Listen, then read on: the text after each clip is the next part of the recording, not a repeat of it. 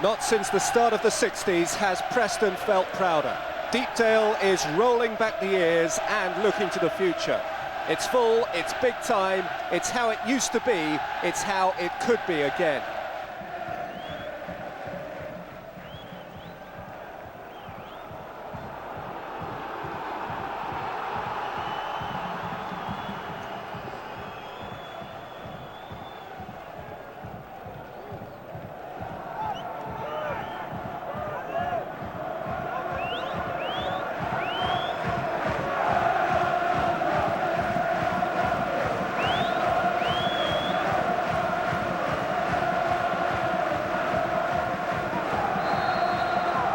It's a landmark year for two famous clubs. 50 years since Preston were last promoted to the top flight. 21 years since Birmingham last went up to the top division. So whose party do you expect it to be, Rob? I think if Birmingham can keep it solid, particularly in the first 20 minutes, they're strong, they've got a great advantage in their lead. I could see Birmingham winning this, or certainly not getting beaten, providing they're professional and do the job right. Martin Granger back in Birmingham's lineup tonight, importantly in the left full-back berth. There's McCarthy trying to put in Marcelo. Ryan Kidd across to cover from centre-half for Preston. Leg forward by Mackham. Chasing out on the far side is Cartwright. This is Rankin for the first time himself, importantly restored to full fitness now. Alexander forward from right full-back. Aimed in ostensibly towards Little Anderson, who cut in from the left-hand side. And behind for the game's first goal kick, there is David Moyes, so proud himself surely of what he's achieved in a relatively short time at the club, largely courtesy of the driving force on the field, which is Sean Gregan, his captain.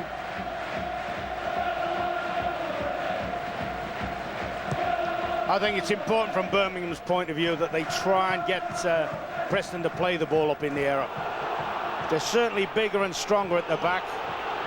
That's not going to help a clearance like that, by the way. That will spread panic. But I would have thought Johnson and Pearce should have too much aerial power for the two small but very bright Preston front players. O'Connor stabbing it forward. Marcelo the chaser, and a young Kidd across. Say young, he's been at the club for quite a while now. This is his ninth season. He's gone past 300 appearances in the Lily White.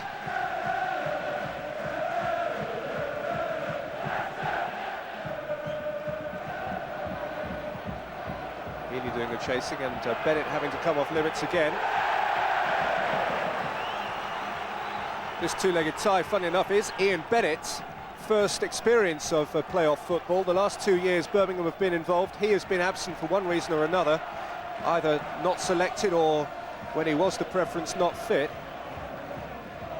He's only missed out on misery, though. O'Connor, Birmingham's driving force. Yeah, he will be so important. You've talked about Gregan for Preston. O'Connor is equally adept. Woodhouse laid in towards Marcelo, and Lucas is out to meet the Brazilian. It's a good ball. I think Marcelo wanted this a touch earlier, and certainly Woodhouse has favoured the keeper on that. Very good situation, thrown away, I would guess.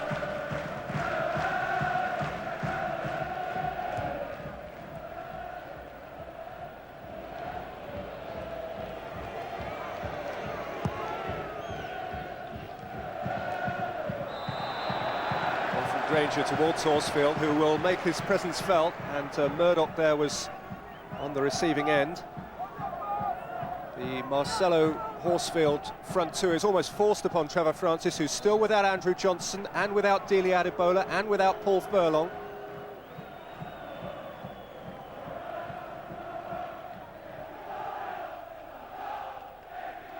Ryan Kidd receiving attention there from Mick Rathbone, the Blackburn physiotherapist, one-time player for Blackburn and indeed player for Birmingham City at the start of his career.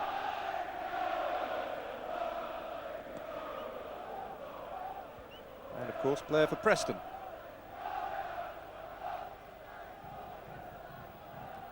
He was also the manager of Halifax Town. Sadly for him, in the last few months of the season when they dropped out of the Football League.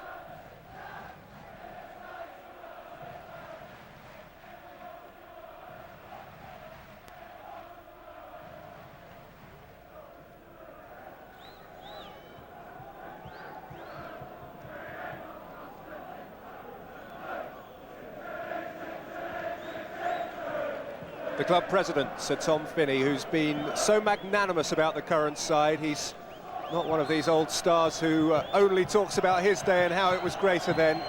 He's a big fan of the current 11 and a big encourager of the young players involved in it. Ball's in the net, it won't count. Foul against Gregan.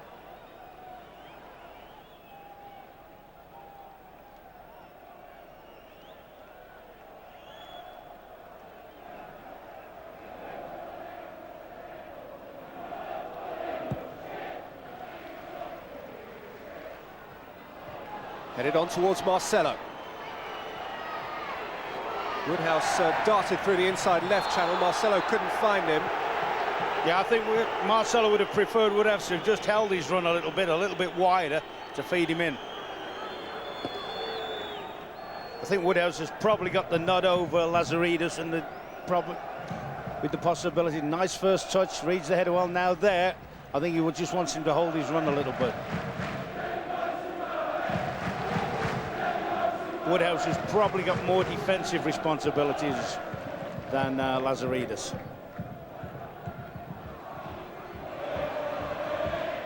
Dealt with by Pearce. It came though to Rankin, whose shot took a deflection and was cleared by Atherton to Gregan. That's Edwards, the fullback. Now Anderson. Atherton stretching out a long leg and getting it clear. And into touch by Danny Sonner. In any game, the first goal's very important, but in these two-leg ones particularly if you're the away side already holding a lead, it would be a phenomenal achievement if Birmingham could take an early lead.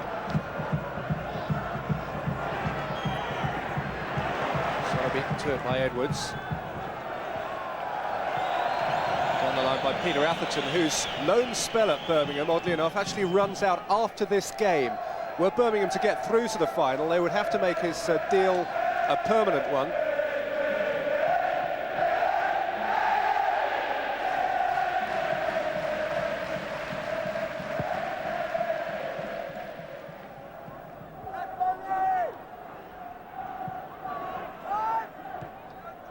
McCarthy, Horsfield,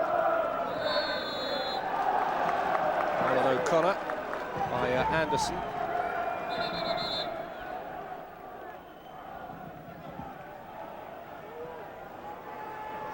Darren Pearce, who scored some big goals for Birmingham this season, is forward as a target alongside Horsfield, together with Marcelo. Johnson's got forward too as well there. And Lucas has had to come and command that mix.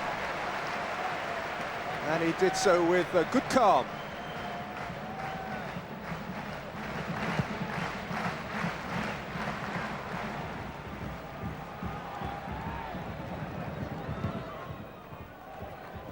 From Cartwright, headed out for O'Connor,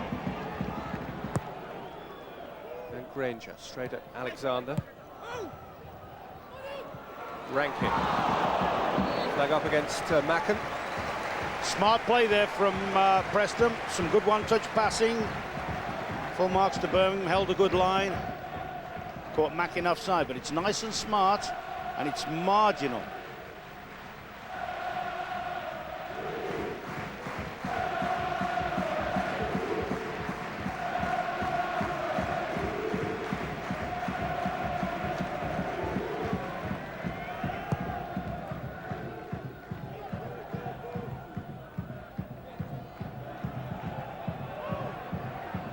O'Connor won the header.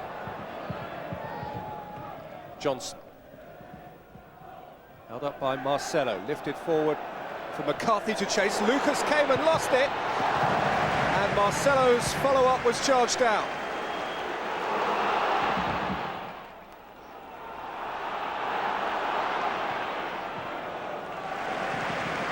Gregan. Preston momentarily rattled, but having refound their shape.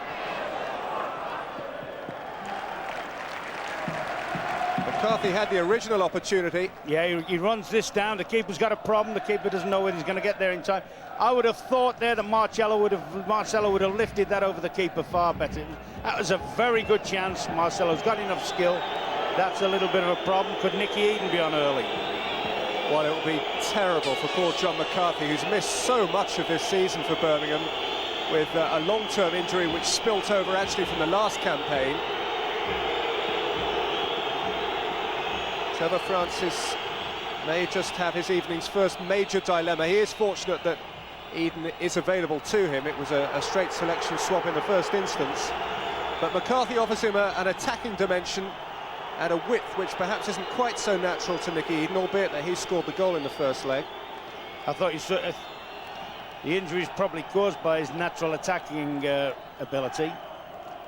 Chased the ball down, hounded the keeper, and I still think that was a great chance for Marcelo. I certainly think he should have lifted it over the keeper.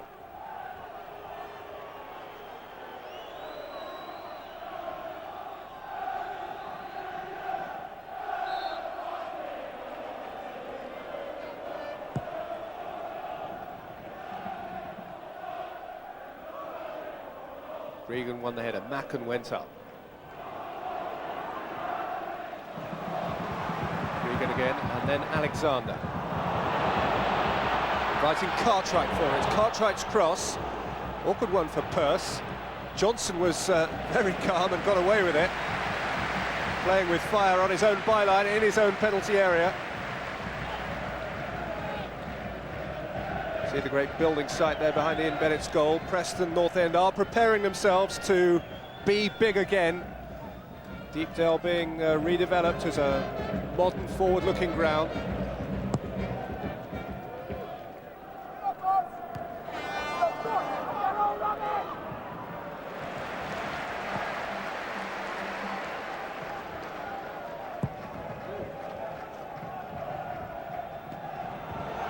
Thompson mistimed the jump, but Bennett was behind him. I'm actually surprised at the moment how many problems the two central defenders have had, particularly when the ball's up in the air. I would have expected them to have dealt very comfortably with aerial stuff.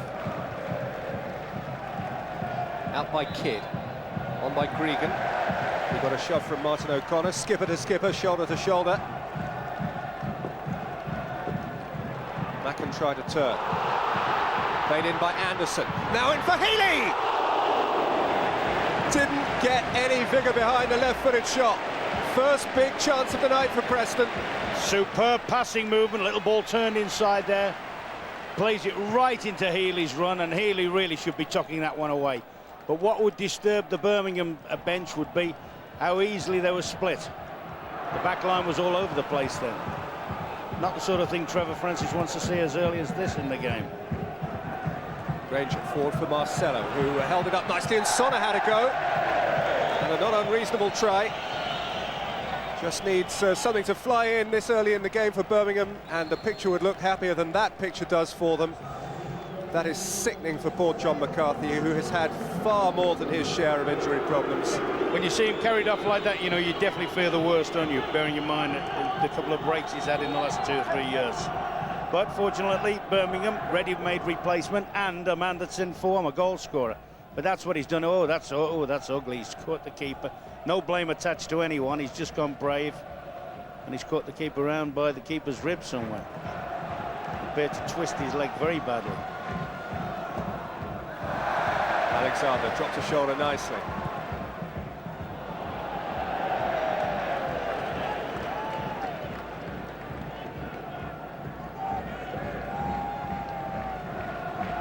Trevor Francis has had rotten luck in the playoffs up to now. Lost, of course, to Watford 2 years ago on penalties. I won't get much more luck if Jeff Horsfield remains that far off target. But after that, of course, it was Barnsley last year, a tie that was all over by the end of the first leg, which they lost 4-0 at home. Preston's record in playoffs is little better. 3 previous campaigns and 3 failures.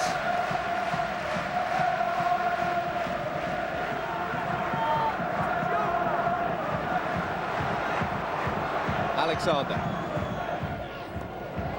Oh, nice touch in for Rankin. just signs that Preston are settling into a nice passing game. But I've talked about the Birmingham central defenders having slight problems. Certainly, I think Horsfield and Marcelo are winning most of the aerial stuff at the other end as well.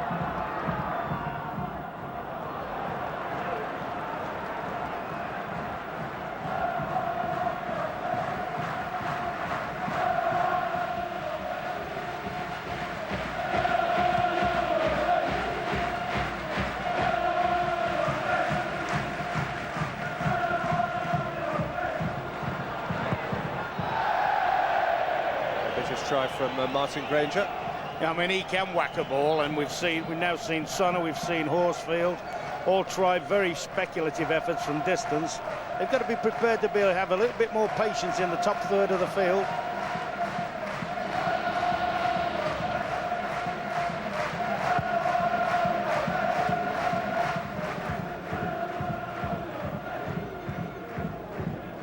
Heaved away by Pearce. Aerially by Kidd, came for O'Connor, and now Eden for the first time. What a throw in last off Gregan.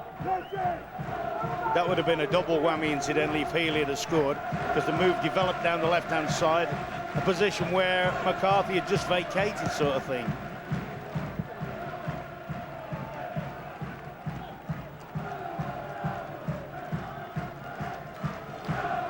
Atherton's throw. Murdoch going in at the back of Horsfield, who toppled over but received no sympathy from the referee. Bennett's had to come at the other end. Yeah, Birmingham playing a very, very high defensive line at the back, and Bennett actually will be asked to come and deal with a lot of through balls like that. Forward by Johnson, flick from Horsfield, who feels he got a little nudge in the back from Murdoch. And Paul Danson's prepared to concur with him this time.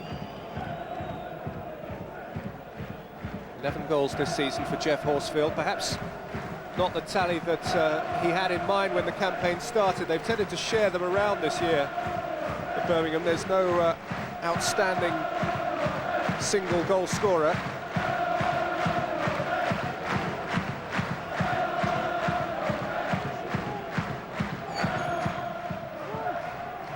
In towards Marcelo, who won the header.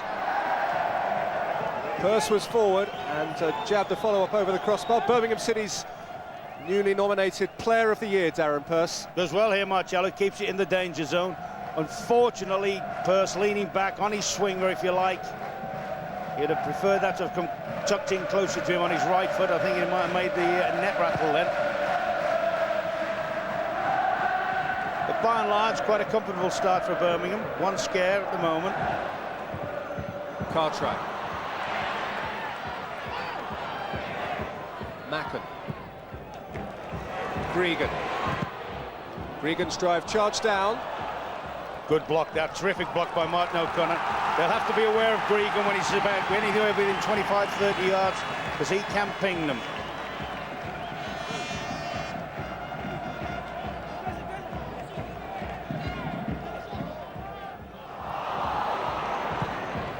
To Horsfield and cleared up towards Marcelo, who's a lone Birmingham striker. That's a problem Birmingham will have. They haven't really got anybody, either of the central strikers isn't particularly good at running over the top. They're better at having it into feet and developing the play from there.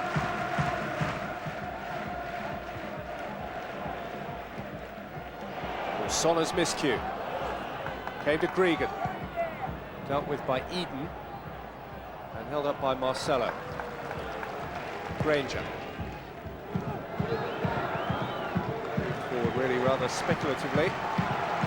This is Alexander, who's been involved in playoff football with Scunthorpe and Luton before coming to Preston.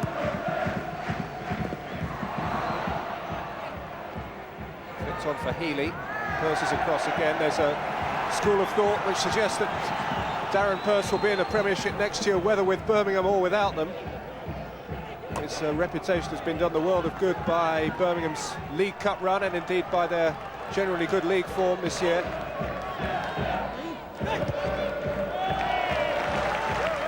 Healy wins the throw.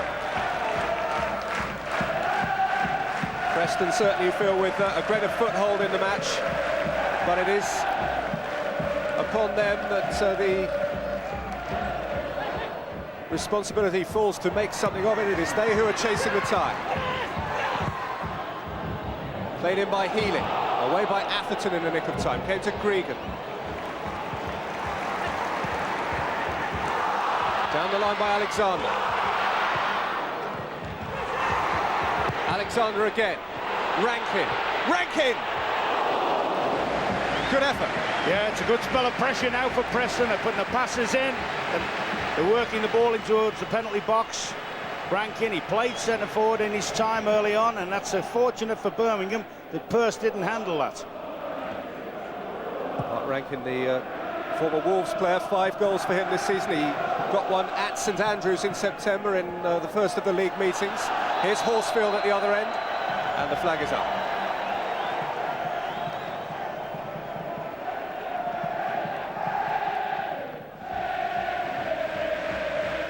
Oh, it's not right either. When Woodhouse got away his headed pass, Horsfield was actually onside. Yeah, very awkward for a linesman, though, isn't it? I mean, he hasn't... Under that is a school of thought whether he should have that sort of view that we get. At the moment now, particularly with McCarthy going off, Birmingham haven't really got anybody that can run past the ball from midfield. Eden. They could do with a breaking player. McCarthy maybe gave them that option. At the moment, the 4 midfield players are players that like to play from behind the ball.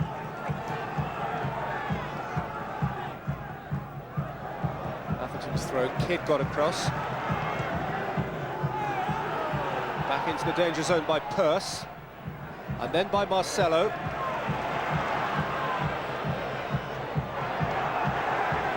One back only temporarily by Johnson.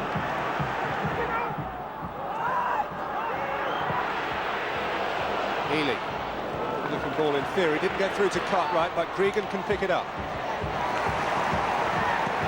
Alexander. Rankin, nice. Macken, nice. Good so Johnson well stationed. Good block from the defenders there, but some neat interplay again. There's certainly a good understanding between the front players, Preston front players.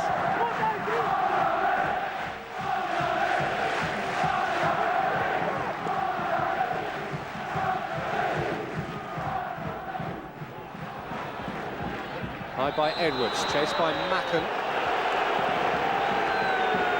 He's none too impressed with the referee's verdict.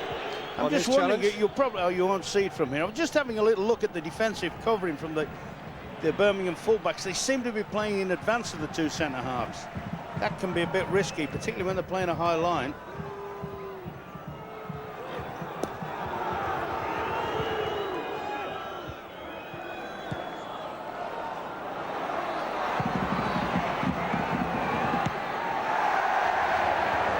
Up into the air by Johnson. Pearce had to make it his. Still it came to Rankin. Just doesn't seem to be a cohesion or a great sense of communication at the back there for Birmingham. No, I think what's happening, they're a bit anxious, the ball's bobbling about, they're getting pressurised by the Preston people are like little hornets fizzing at them.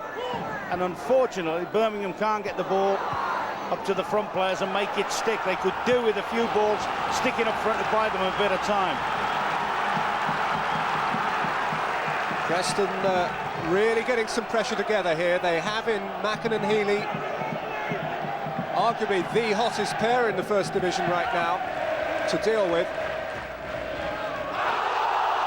Shouts of handball, but lashed in by Healy.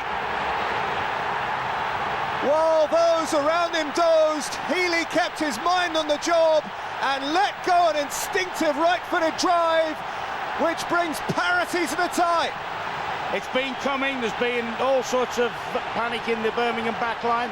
There was a suggestion of handball, Healy doesn't wait, and he hooks in, like, was it Granger, I think it was? Granger certainly probably would have been a penalty, or should have been, but it doesn't need it.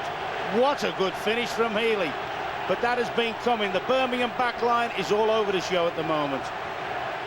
£1.5 million he cost from Manchester United midway through this season, and how that might repay that money and more. but it's not surprising after quite a decent opening. Birmingham have been on the back foot for a long time now.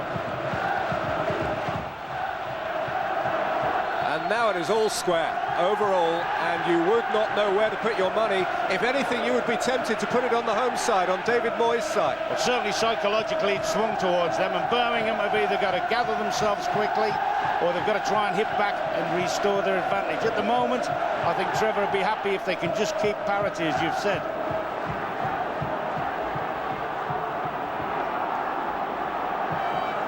But it certainly was a deserved opening goal.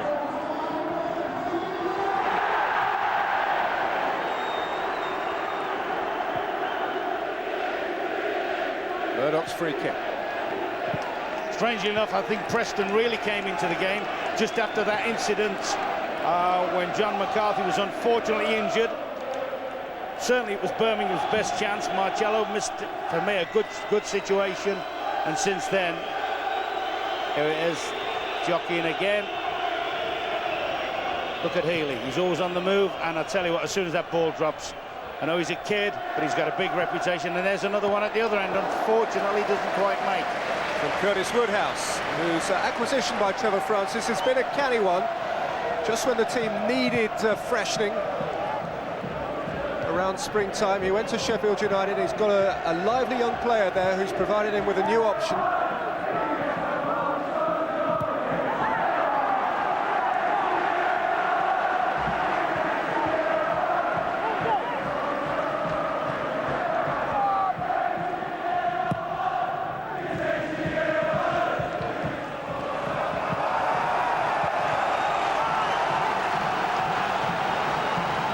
Certainly over the last period, the ball's very seldom out of the Birmingham half. It's a bit of a relief for their defenders when the ball goes out to the top half of the field. Alexander asking Macken to do a lot, and Johnson's strong enough to hold him off. First thing you see about Healy and Macken is how well they're prepared to work the channels. Fantastic feel inside Deepdale now. These are football people. It is a football town. It's been dozing for the best part of half a century, but it wants to wake up now.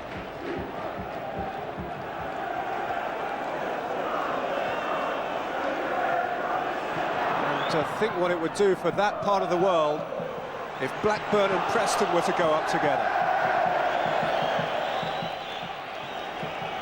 Horsfield, of course, a dyed-in-the-wool Yorkshireman for whom this represents a kind of War of the Roses. I think at times like that, you see him turn and hook a ball and hope that it's going to go in. I think from that, when they get the ball into the front players have got to retain the ball, bring midfield players into the game, and let Birmingham have a chance to come forward. At the moment, it's just one-way traffic.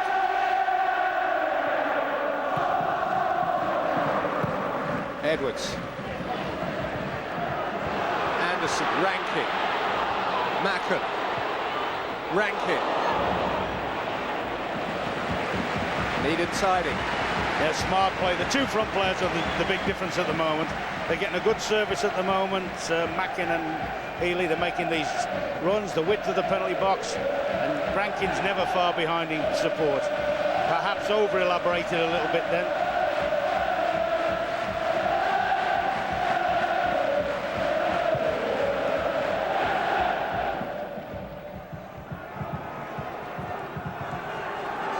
Forward by Atherton.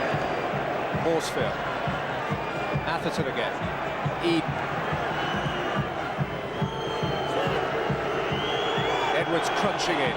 Anderson getting a piece of it too, and Bregan bringing it clear. Alexander. I think you see every time Alexander gets the ball, virtually every time anyway, he's looking to feed the ball just in behind Granger's area, and invariably one of the strikers is linking up in that area.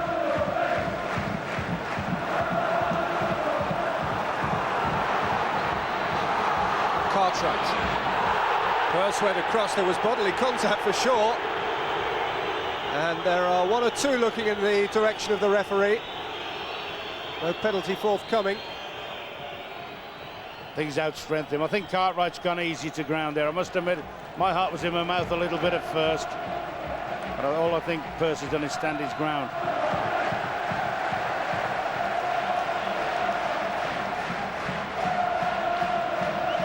Big responsibility on the Birmingham front players now. In fairness to them, they're not getting the best service, but when they do get anything, and I think that's tactical. I think Trevor Sini needs some sort of spark, some sort of quality. Johnson won it once, and there was a suggestion that as he won it the second time, it might have been with his hand. In fairness, Paul Danson was very close to the incident. Kidd wins the header. Pearce clears. Eden.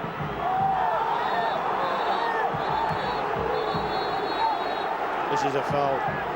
Edwards was very, very late with this one on Eden.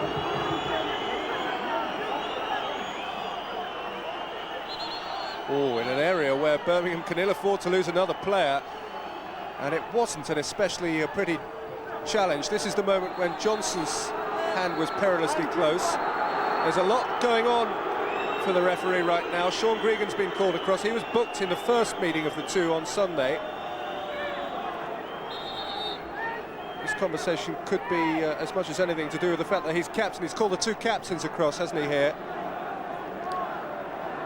It is an important game, guys, but it's still played by the same rules as every other match you've played this season. He's also talking to probably the two most competitive players on the field as well. I think if there's a 50-50 between the two skippers, I think they'll both pull out.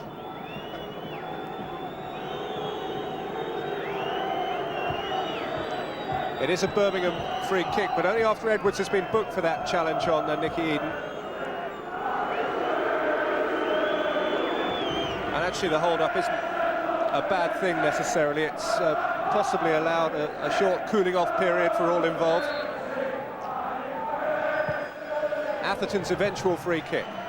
Marcelo rising for it. Woodhouse keeping it at Birmingham feet and lifting it back into the mix, and Marcelo won another header. Up into the air by Gregan, but still not properly clear. Murdoch got a bit of it, Rankin got a bit of it, and Preston have got a free kick. You don't have to be lip reader of the year to understand what the referee's saying there. He's got 22 other potential officials suggesting which way decisions should be going. Fantastic noise now. Terrific feel about the ground.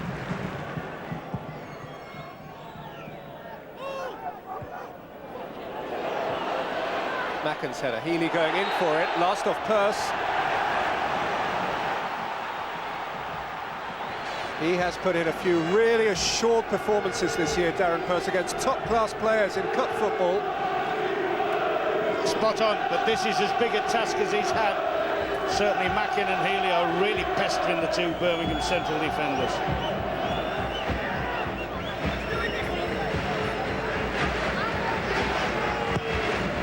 Alexander's corner, and Bennett half came for it. Johnson got the clearing header, back in by Edwards. Alexander's still forward and has kept it in. Sonner at his back, he's got the cross in between Sonner's legs.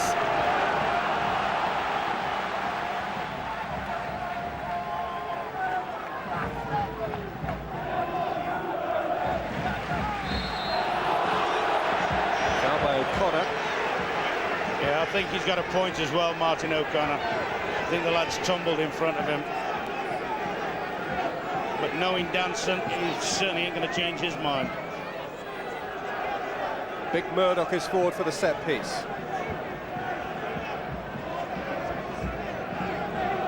Kidd in there as well, wearing 4. Mackin 17 at the front of the 3. Alexander a right-footed option, and Healy leaving it to him.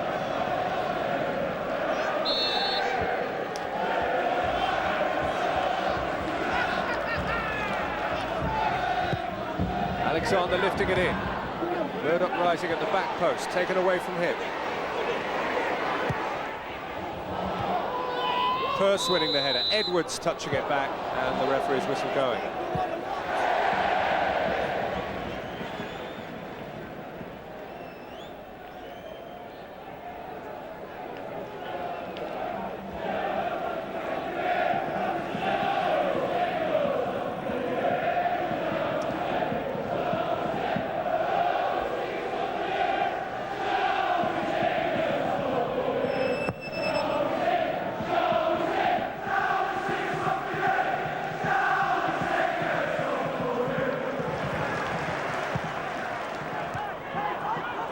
Edwards up the line. On by Mackin. Wide now for Anderson, who couldn't keep it in play. Ian Anderson there wearing 31, a Scotsman who originated in Dundee, went over to Toulouse in France, but is now making his name in Lancashire. He's in the record books as the youngest ever scorer in the Scottish Premier League. It's the guy whose book is making good reading this evening, Paul Danson, who's got some game to keep control of here. It's right on the edge between two teams who have nothing between them, over a leg and a half very nearly.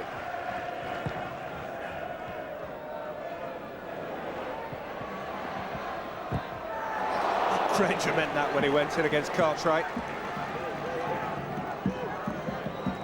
Hugely uncompromising tackler. Nothing between the sides over the season either, really. Preston finished 4th, Birmingham 5th, by virtue of 1 goal. Both took 78 points from the complete First Division campaign.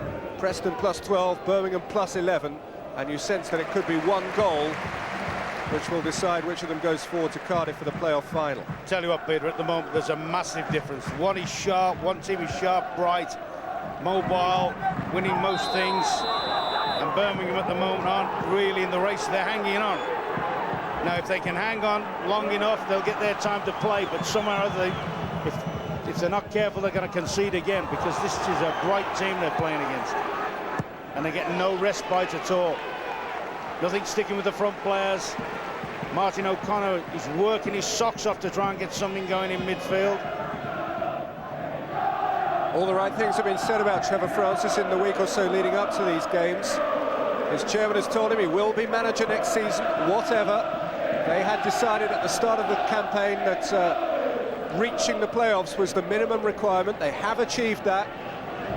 There's certainly no public disgruntlement at the manager. You say all the right things have been said. You're talking about off-the-field things. I think there's going to be an awful lot said at half-time.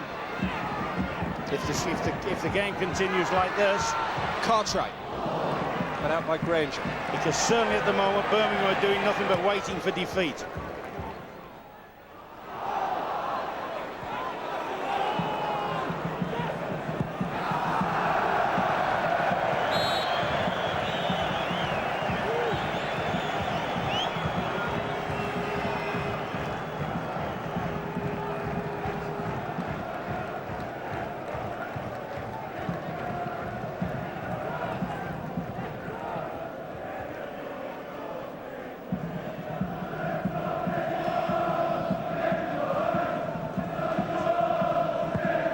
Alexander with the free kick.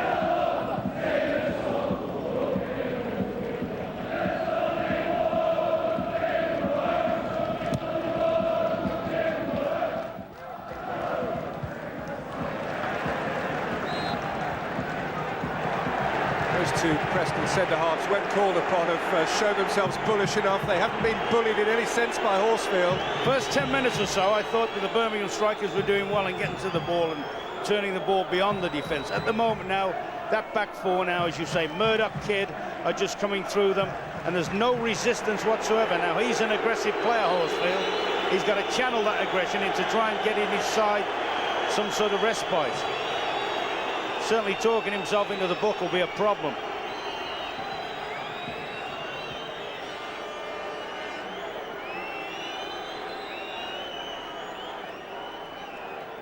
He dwarfs the referee, but the referee has the ultimate sanction, of course.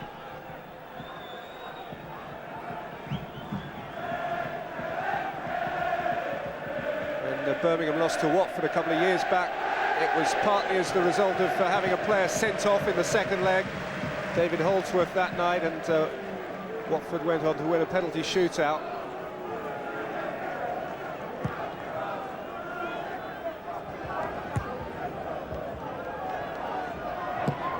That's what they're doing. They're not allowing, as soon as the ball is dropped in, they know neither of the Birmingham strikers has got the pace to run over the top, the Preston back line. As soon as the ball is dropped in, they're right at the back and squeezing them down, blocking the Birmingham attack.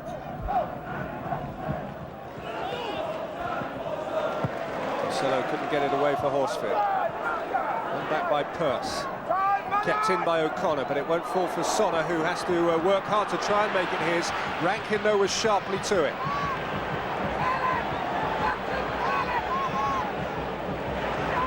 Edwards. Anderson. Alexander. Cartwright going in. Oh, you felt that challenge from Granger. Rankin.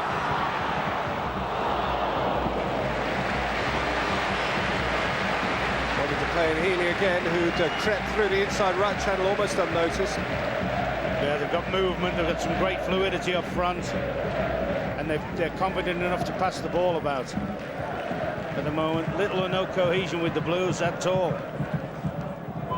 It's just a grim death job, and they're hanging on for it. Now look where the fullbacks are. Neither fullbacks is in a covering position.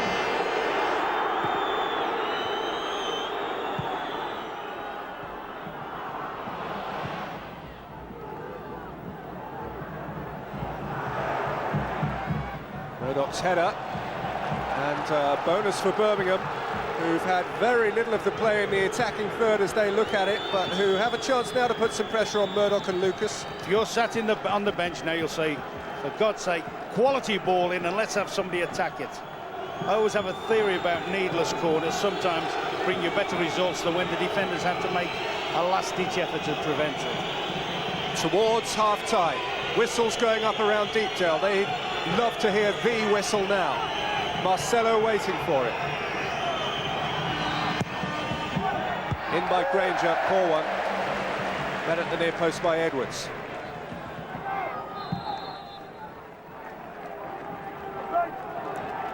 Rob Edwards, a Welsh international, who's lost a playoff in the past with Bristol City. Horsfield. Clever feet from Sonner, but to no great effect.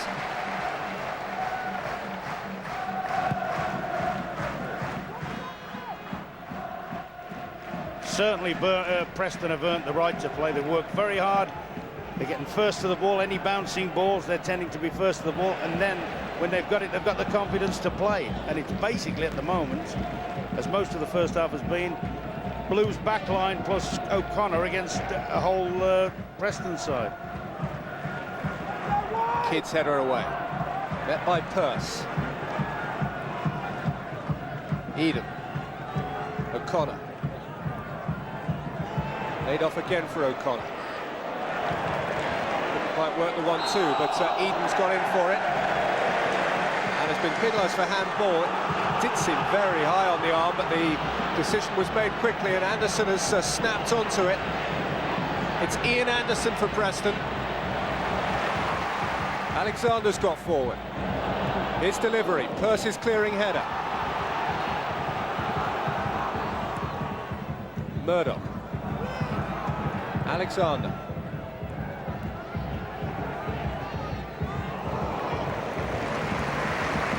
Through the channel for Healy, but Bennett was alive to it.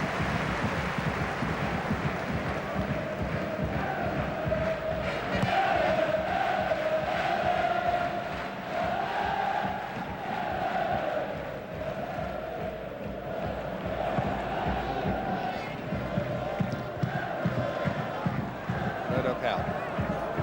O'Connor, Granger.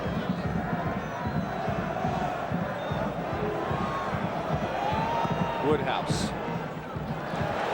Stern challenge by Murdoch in from behind, but allowed to go by the referee. You're lucky not to get a booking here, Michael Johnson. And thumping in on David Healy. That's frustration again. He's seen the ball surrendered at the top half of the field. There's been no let-up, no respite at all for them, and subsequently defenders make, if you like, ill-judged challenges. It was pretty late. It wasn't especially ugly. I actually think the referee's made a good decision there. I thought it was a very bookable offence, but seeing it again, I saw what the referee saw and probably common sense decision. Alexander plays it in. It flips off the top of Pearce's head. Eden industriously keeping it from going behind for a corner. but he has had to yield a throw.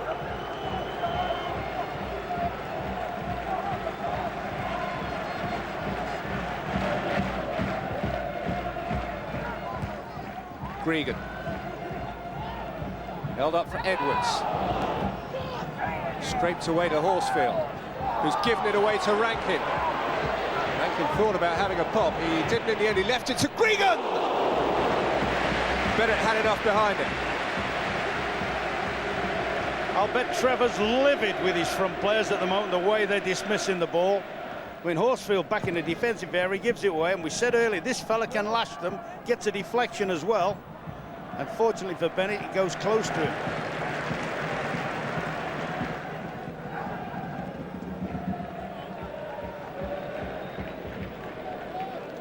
I mean, you can talk about all what Birmingham could or should be doing, getting the ball, passing the ball, keeping the ball. The first thing they've got to do is get on level terms in terms of movement and energy and commitment.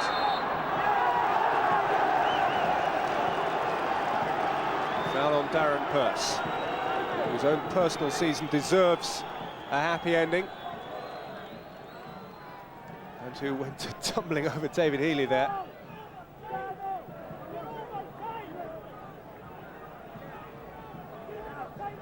Certainly, it would be a tragedy if he went off with 3 minutes left, because he is whatever else, he is their spirit leader, Darren Purse.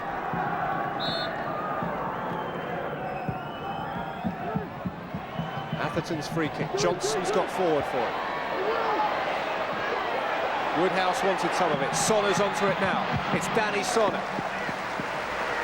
They've got to do more than that, Danny. You've got to produce when you're in those sort of positions. Attacks are few and far between. When you do get the advantage, you've got to try and make it count. Granger to wind up now. Deep into first half stoppage time. Sonner helped it on. Then Marcelo. Marcelo turning, that's a good plunge to his near post by Lucas. He's a goalkeeper with a burgeoning reputation and a lively nature about him. Well, what a goal this could have been for Birmingham. Marcelo after several nick-ons turns, but can't get much power on it. 23, David Lucas. He's young as goalkeepers go.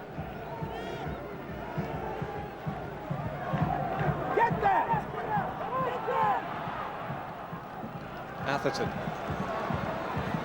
Granger. Sonner. Woodhouse. Keep the ball. Just keep the ball now. Last seconds of the half.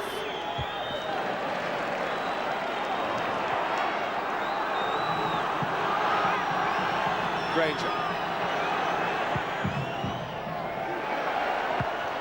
Lucas got good hands on it and good distance on the punch. Forward by Atherton. England under 18, 19 and 20, David Lucas.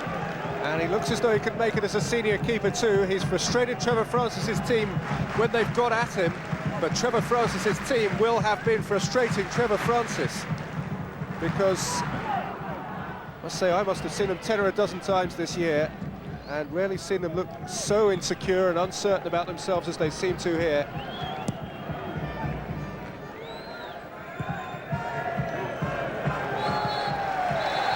Half-time, and a half-time score which truly reflects what we've seen. David Healy's goal was an absolute peach.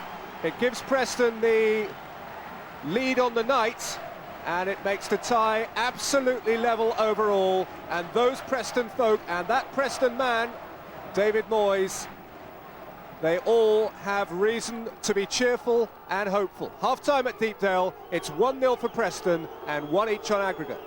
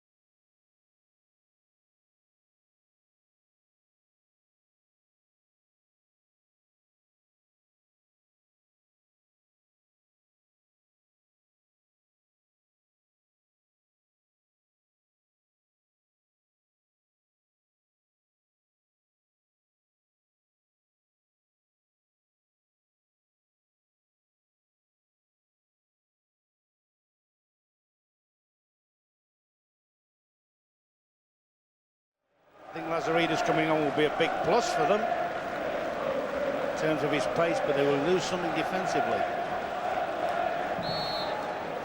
Well, in successive years, Watford have achieved successive promotions from 2 through 1 to the Premiership, and Manchester City have gone 2-1 Premiership. Preston North End are quite well placed to become the 3rd team in a row to do that now. With their noses in front on the night, with a feel-good factor in a home crowd, and Gregan going in there.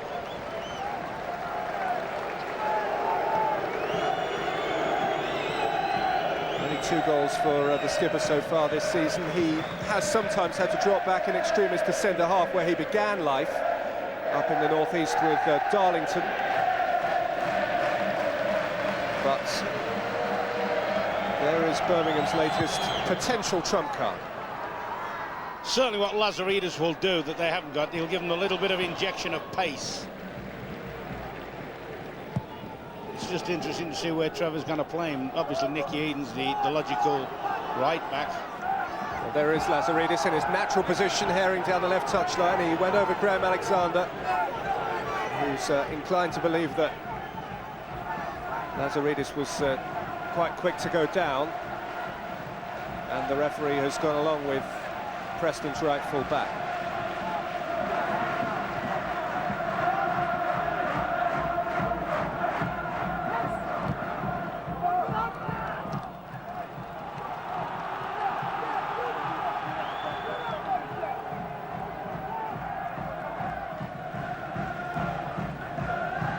Cartwright's flick header. So Granger foul. And the goal scorer in the first half, David Healy.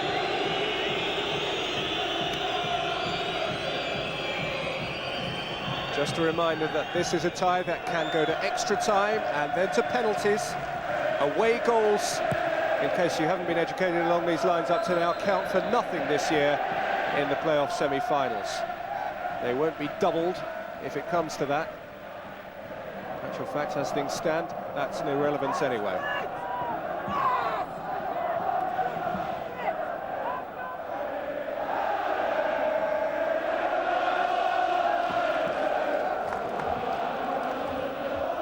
Jonathan Macken causing Darren Purse to have his hands full.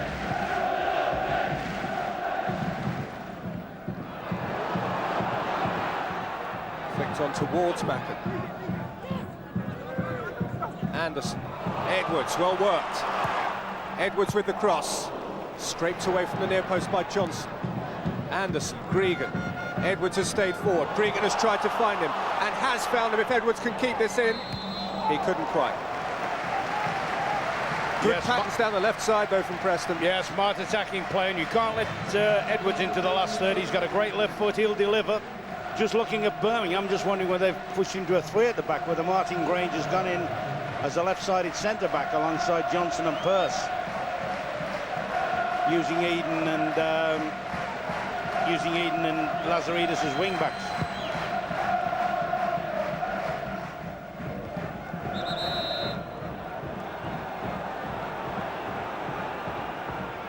Push on David Healy,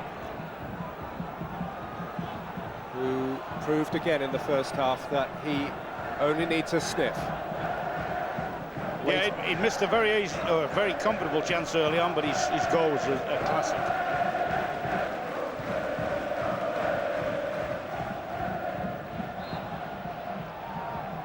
Johnson out, but Gregan was penalised anyway. He actually lost a playoff with Darlington, as well as more recent one with Preston. Preston in 3 previous playoff campaigns have only once played the second leg at home, and they turned round that tie in 1994. It's light years away in terms of their progress. It was a 3rd division tie against Torquay. They lost 2-0 at Plainmoor and won 4-1 at home. David Moyes was amongst the scorers. They went on to lose the final at Wembley to Wickham. An awful lot of water has passed under Preston's bridge since then. Most of it flowing in the right direction.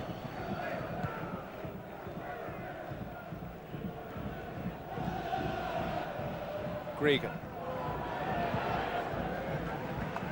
Out by Alexander. Met by Purse.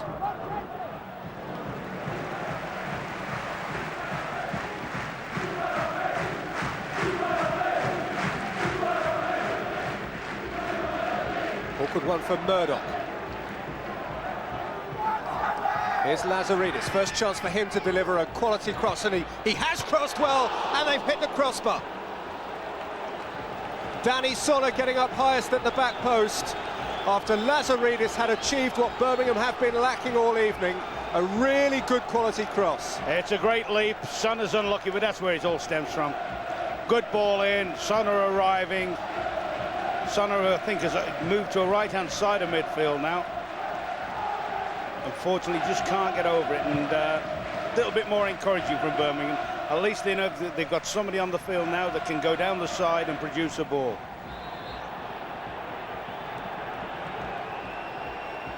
Now the important thing is to try and make sure Lazaridis gets plenty of good ball.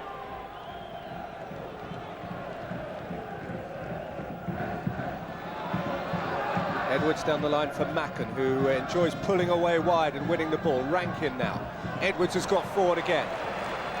Faced by Eden, gave it away to Sonner, who doubled up with the newly installed full-back. Rankin, Gregan, Edwards, Anderson. Birmingham have a man down, but Preston are playing on regardless. And only now can Eden put it into touch. It's Marcelo who's struggling.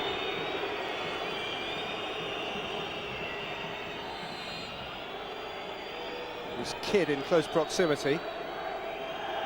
Yeah, it seems that what he's done, he's done it himself actually. He's kicked into the ground. Jarred his ankle by the look of it. But it is certainly no time for the faint hearts. Birmingham can't afford to have anybody that goes under mentally. They're having it all on to stay in the game at the moment. It's so important that they pull together. Who knows, they've just had one near miss, they might manage to scramble a goal somehow or other. David Sullivan chewing away nervously. He's pledged an 8-figure sum to Trevor Francis if they get promoted to invest in new players. It's a big if right now. Very hard to do, but somehow he's got to get it over to the team mentally that they're still all square. They're still, if you like, half an hour from a possible final playoff, and somehow the players have got to draw from that. At the moment, they just give the impression they're waiting to get rolled over.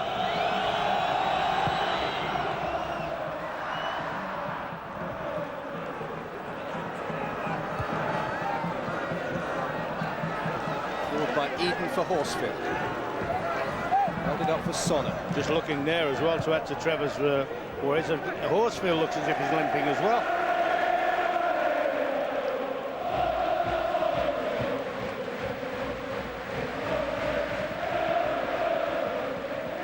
What they don't have on the bench, Birmingham, is another striker.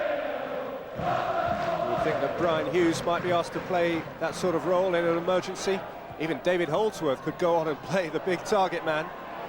Or the other one they've got, of course, is they can switch Darren Pearce up there. If Holdsworth was to come on.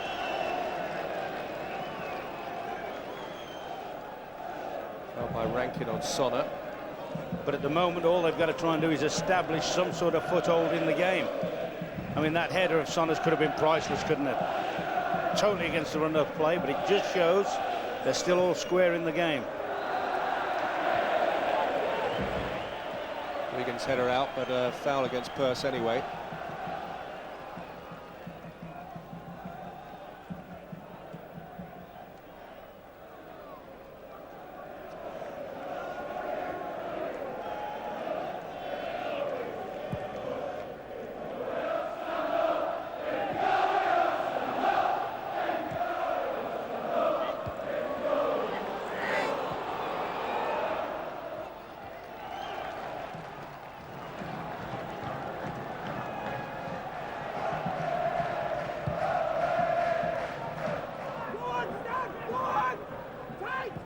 Alexander Gregan. Good pressing. You could hear them from the bench there, trying to drive the men in the Birmingham bench. We're driving them into press and press. Don't let Preston set up their passing game.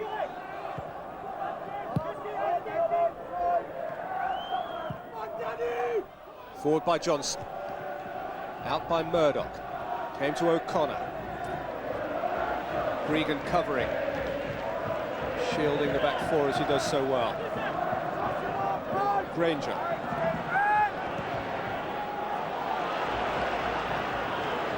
Broke benignly for Ian Anderson. Cartwright.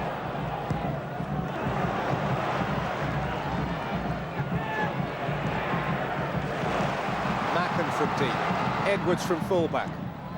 Edwards cross. Ball by Granger. Lazaridis going over Alexander. These two quickly acquainted with each other.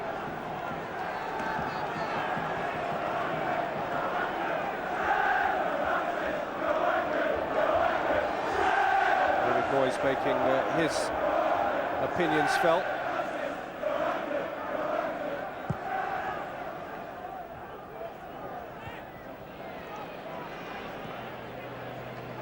Eden. Straight to Edwards, who's been a central figure at the start of the second half. Yeah, he's always had a great left foot, always been able to use it, and certainly he's been far more prominent this half than he was in the other.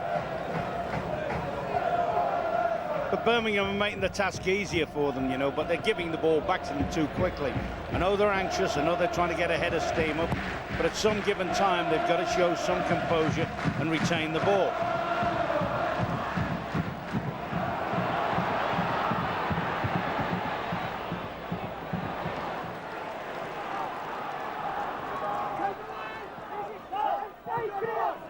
Marcelo.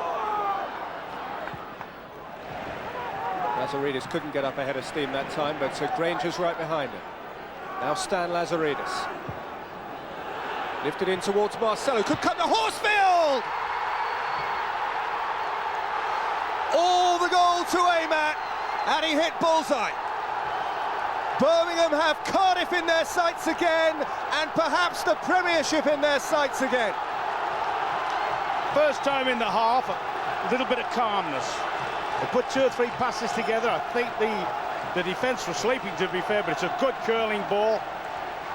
Marcelo may have put the first defender off, but that's a good finish. Horsfield facing up to goal. One touch, he's took it very, very well. He's got in front of Edwards, he's had a good starting position, but it's all about the quality from the left-hand player again, Lazaridis. A new dimension to Birmingham at the start of the second half, and it is a dimension that has told, and Preston are chasing it again.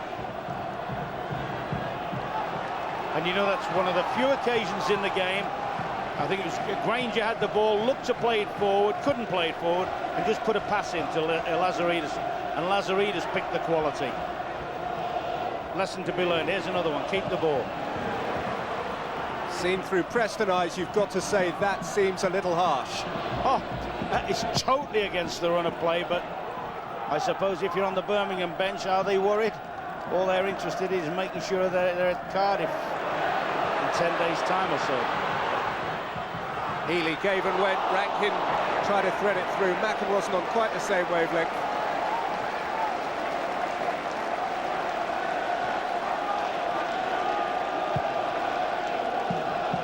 Certainly Granger's playing a lot closer to the 2 centre-backs this half, and I wonder whether that's because Trevor's recognised that the Preston front players are very mobile and were probably too much of a handful in equal numbers, 2v2.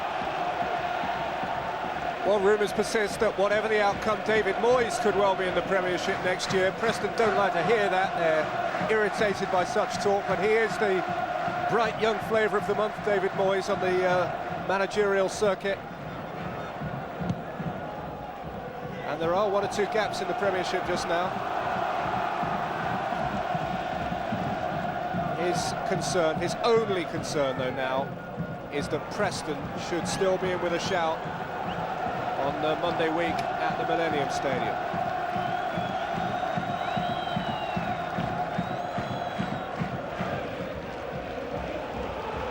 Marcelo putting pressure on Murdoch, who responded successfully. Johnson wins the header on halfway and the second ball. Lazaridis with Granger steaming outside of him, chooses a more direct route. He's unlucky there. There was holes galore in the middle of the defence, and that might just be encouraging now with Lazaridis coming wide. Maybe the defence is getting pulled a bit wider, and there's a couple of gaps that appear between the two Preston central defenders. Johnson nearly ran himself into trouble, but got back round the right side of Lee Cartwright, and Darren Purse was across to dig his mate out. Alexander's throw.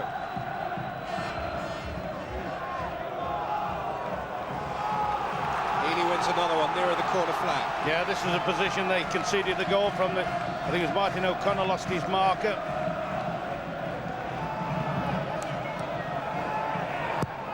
Marcelo helping out at the back.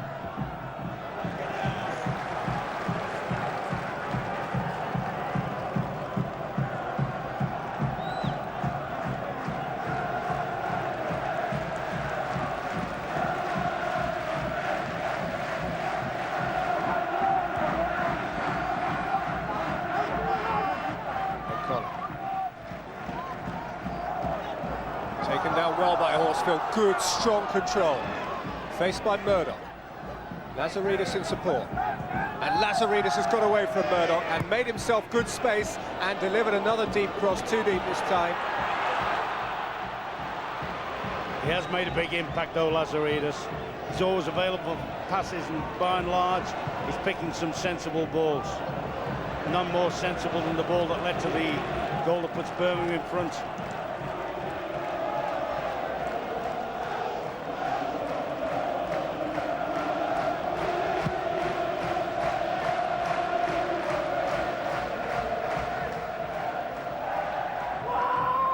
Johnson. Out by Murdoch. Only to Marcelo. Rankin fought for it, and he and Marcelo with limbs flying and temperatures soaring and blood pouring.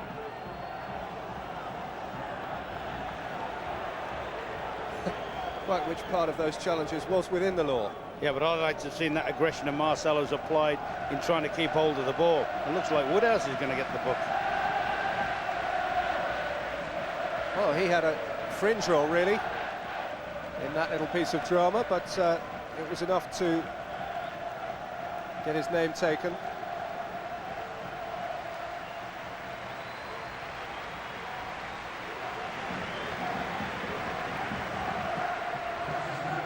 Change for Preston, and Ian Anderson's being withdrawn, and Paul McKenna sent on in his stead. It is a straight swap. McKenna, I think the feeling was that he wasn't quite fit enough for a full 90 minutes. Could be that if this were to go to extra time, he has to play a whole hour.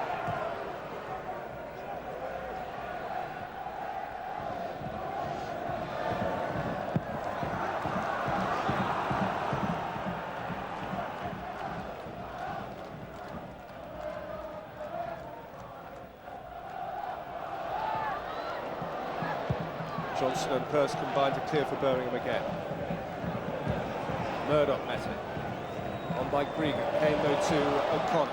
All he's got to do is look left. That's all they've got to do, keep shoving it to this guy. Lazaridis to worry Alexander, and played a quality ball, which Marcelo met with a glancing header just wide.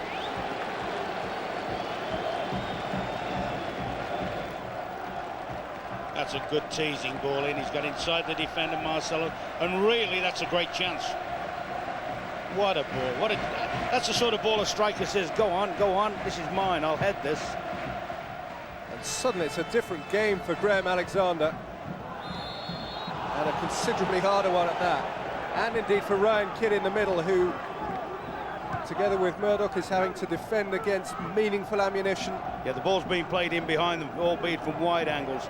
In the first half, everything was straight up at them. They could see the ball, see the striker, and they could go and clean everything out. Now they've got a different problem.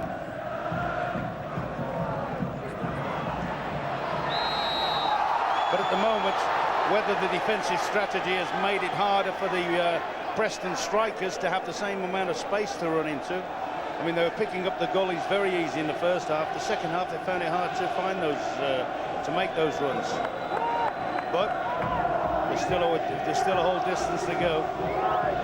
David Moyes is instilling that thought into his players. His first full season, he took them to 5th and lost a playoff. Then they became champions of Division 2 in the year 2000. Now 4th in the First Division. And still in with a chance of reaching the Premiership, but a chance which has slimmed considerably since the start of the second half here. I certainly think O'Connor appreciates having Woodhouse alongside him a little bit. Woodhouse playing very narrow now with Sonner moving to the right. He's more, if you like, a more competitive type midfield player.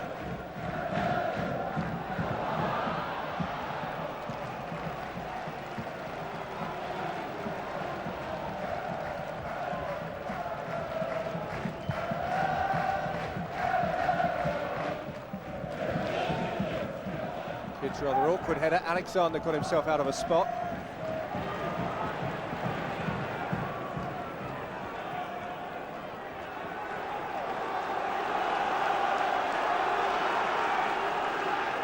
Altogether more comfortable predicament for Trevor Francis, whose own record has been consistency itself over 5 years.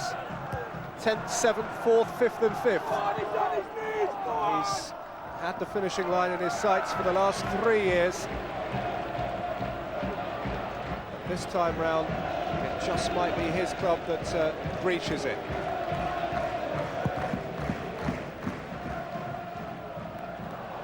Well, that's a good last-ditch one. Good last-ditch tackle there from Johnson. Just prevented a through ball. Got a corner out of it instead. Regan followed up. Pearce allowed the ball to be deflected off him. He's having problems, I think, with his back. You remember he fell a bit awkwardly at one stage quite early in the first half. I don't know whether it's a result of that, but he looks a bit like an old man at the moment. And he's got a big job to do here. Quarter of the game remaining, and a Preston corner. Came last off Gregan, to whom this so visibly means so much. He's captain of an upwardly mobile side who have achieved so much this year.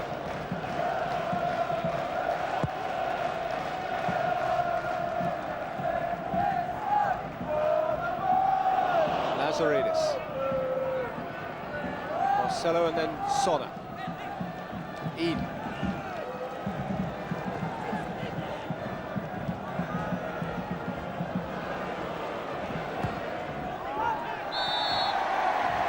Flag up against Jeff Horsfield.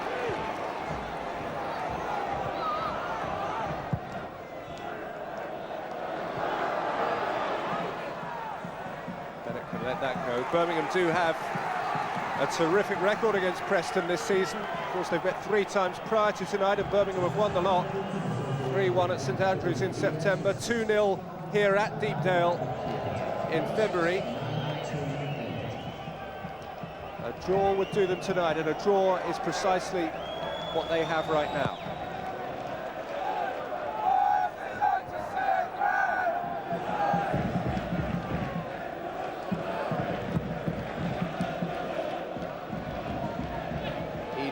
Horsfield just managed to hold it up. Sonner is onto it now. It's Sonner across goal and Murdoch behind for a corner. Horsfield's strength counted for a lot there. Yeah, altogether a different Birmingham now this half. The goals lifted them. They're playing with a lot more drive.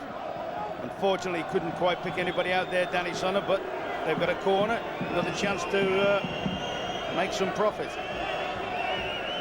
And Pearce is in there to be big and menacing again.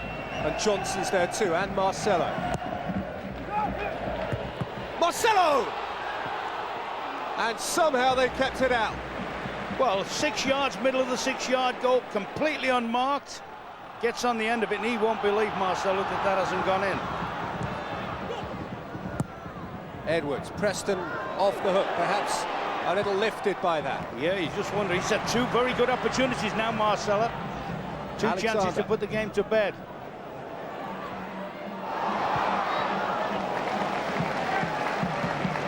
too far in front of Healy, and Bennett made himself favourite. Up the line by Granger, turned off by Marcelo.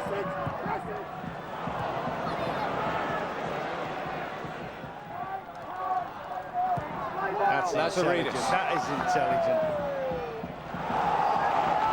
Kid cope with it well. That's where the front players have got to be much stronger. There's a super ball there, but here we look at Marcelo. Look at this. He's arriving, he gets up well. Luke has just got a hand on it in front of Horsfield's forehead.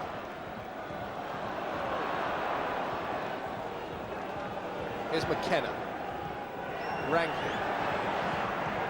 Cartwright. A man to whom this will mean an awful lot. He's a one-club man over quite a period of time. He's played in all three of their playoffs.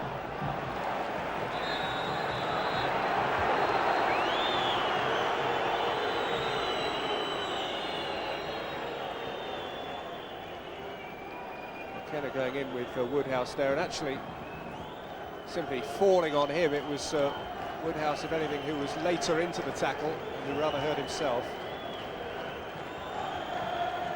McKenna just on, being invited to calm down. He's another local boy, Preston lad, to whom this means everything. He is having his name taken. I've got a feeling that if Mr. Danson saw the replay we've just seen, he probably wouldn't make the same decision.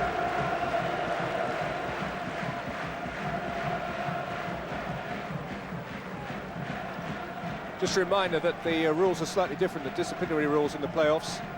That if a player is sent off, he's immediately suspended for the ensuing final.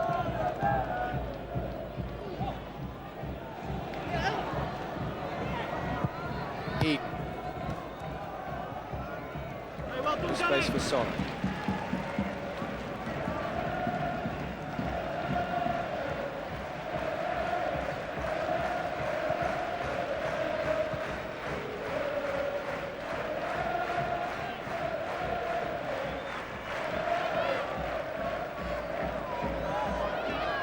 Sonner struck it against McKenna. Birmingham will be happy to keep it up at that end.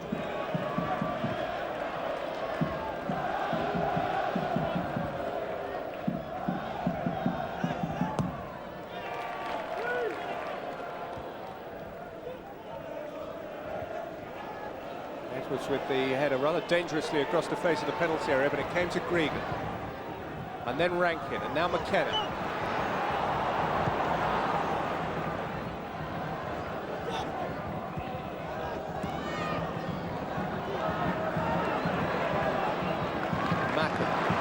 Murdoch. Rankin ran over it. Nice idea, but Hurst read it cleverly enough. Gregan.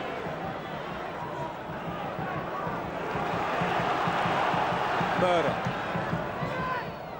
Too much on it. Certainly Birmingham are far better organised and in more composure than the second half. Putting Granger tucked in alongside the other two centre halves and made it very, very difficult for the Preston front players to make their movements. And altogether, add the advent of Stan Lazaridis into the pot, and it's a much better second half for Birmingham, but still a fair old distance to go yet. Saw there Richard Cresswell, the player on loan from Leicester, potentially poised to come on. Up the line by Edwards. Macken taking on Pearce, who's big enough to see that away. When they're making those channel runs now, they can afford, because they've got the extra man in the middle, the central defenders can afford to be closer to the run.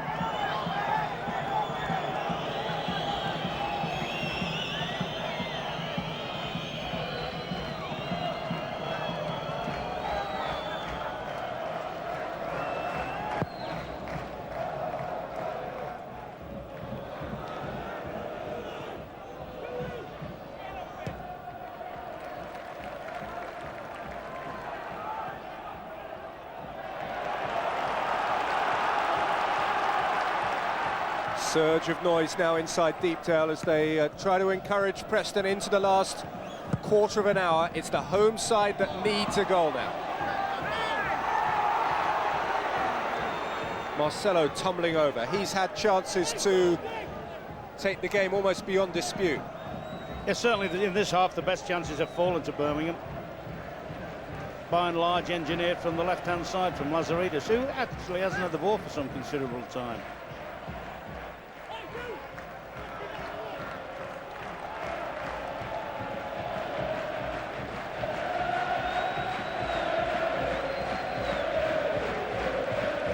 Faces just a bit glum. It's hard work to raise voices when the feeling is, as it is right now, that possibly it's slipping away from Preston.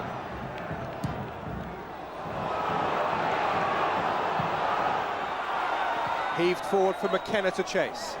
Eden's done well to get away from a pair of them. Kid on halfway.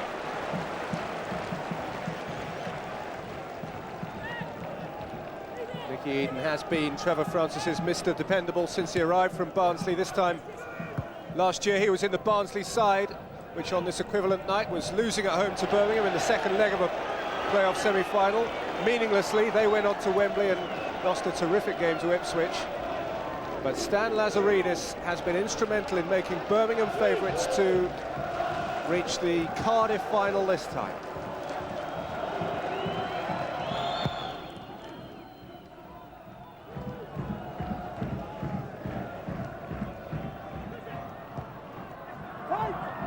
Oh, it's a lovely little flick by Macklin. And Cartwright was going through the middle. He was hurried by the immediate presence on his shoulder of 2 or 3 Birmingham defenders, and he scuffed the shot. I think he thinks he's going to get tugged down here. I know he makes the sort of gesture, but he's scalped that, he's scuffed it. The presence of the defenders, there's nobody caught him there. He tried to make out afterwards that somebody may have caught him. But there's a new purpose about Birmingham now. And rightly so, they've got the bit between the teeth, they're in pole position. But I'd just like to see them give it to Lazaridis more. He can calm the game down and carry the fight.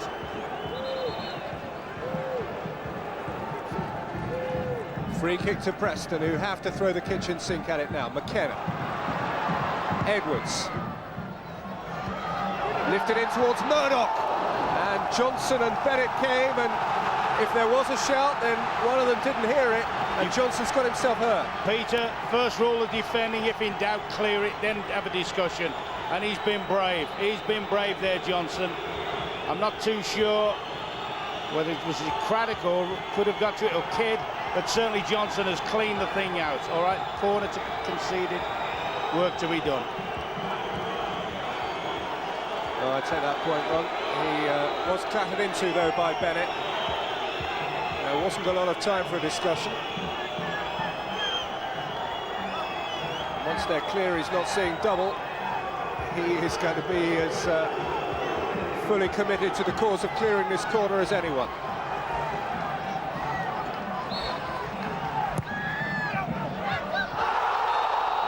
The shouts of handball against Danny Sonner, and a penalty has been given. He cannot believe it, but Paul Danson is going to wave it away, and you've got to say he's got it right. Yes, spot on. I mean, Danny Sonner has been a bit unfortunate, gave a penalty away at Ipswich in the first leg, but that one, his arm's definitely leading. Why he's brought his arm up there? Get your head on it, Danny. Big moment. Alexander has hit the crossbar, having had a hitherto perfect record from the spot for Preston this season. Graham Alexander has rattled the woodwork from 12 yards, and Birmingham noses remain in front.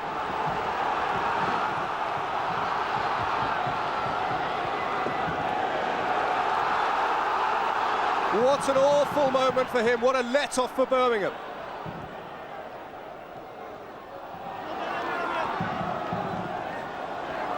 McKenna, Healing, and away. Graham Alexander, reckoned to be just about the most reliable penalty taker around. He's knocked them in over the years for Scunthorpe and for Luke And as I say, impeccably this season so far for Preston.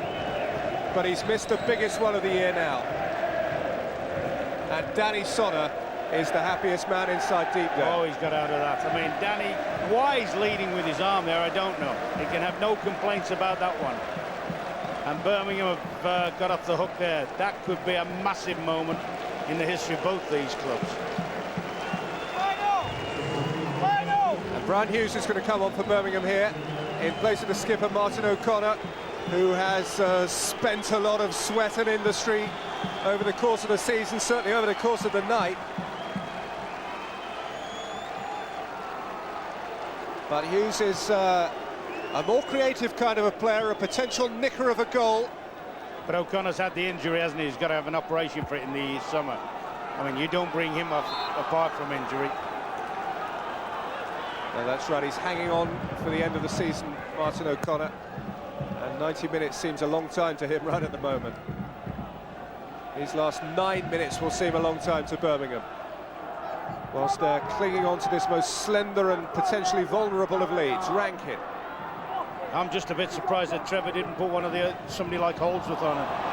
Keep his 3 men at the back and maybe use Granger in a little bit of an advanced position. I like Hughes. I think Hughes is a tidy player, but I thought he'd have had more of his natural defensive players on at the moment.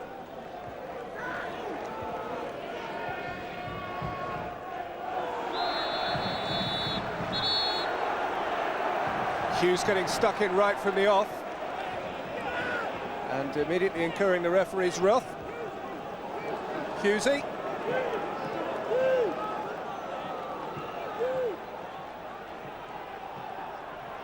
And he was late arriving. The ball was out of the picture by the time he met Rob Edwards.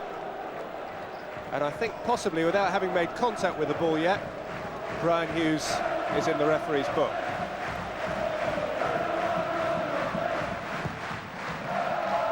Edwards lifting it long. That's a foul. Lazaridis in on the piece. Unfortunately, Birmingham are inviting a little bit too much pressure for their own good at the moment. Can have no complaints about that. Really going over him.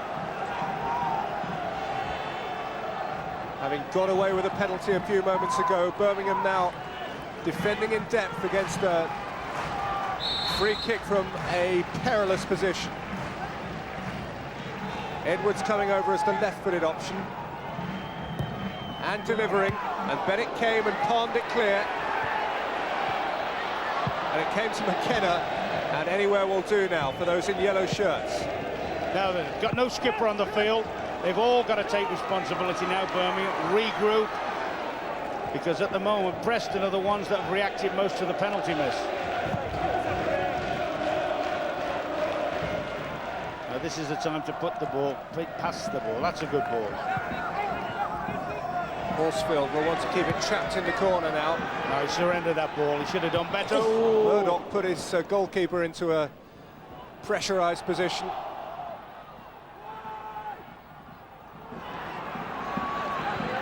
Kidd. You do need your strikers to hang on to it, and Horsfield losing possession has built up pressure on them again. Mackham. Edwards. Mackham. McKenna. McKenna fires one. Always rising. Yeah, I mean, Birmingham are in the state now, Peter, where they're saying they're playing the clock, they're wanting the clock just to tick away. For me, the best way still is to get hold of it and pass it around and deny Preston the ball. At the moment, they're just inviting Preston to come back and attack them, and it's going to be a long haul last few minutes.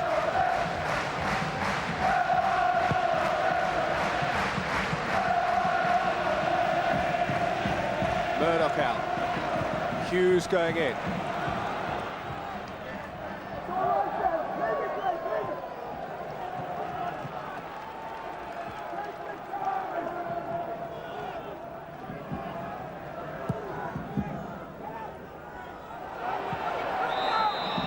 Horsfield turning his man, but too physically, as we head towards the last 5 minutes of the game. And on a night like this, you wonder, there's still, of course, plenty to go. You wonder whether Birmingham will feel their luck has turned a bit.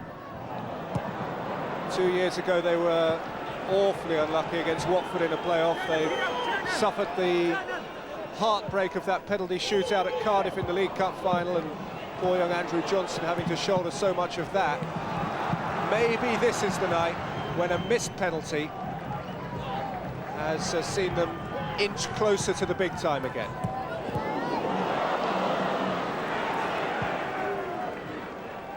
That's a good ball out from the back now. This is where you need your striker to hang on, buy some time. Oh, I think the linesman's a bit harsh on him there. I thought Horsfield just held his strength there.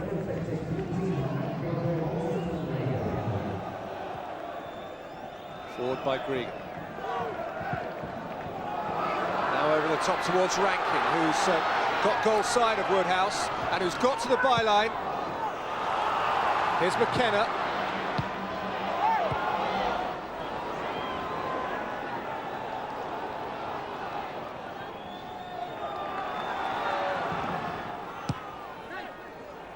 Kidd.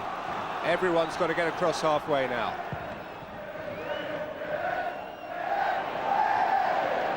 Granger came to make it his. Alexander would love to get a shot in. Charged out by Pearce. Came to Macklin.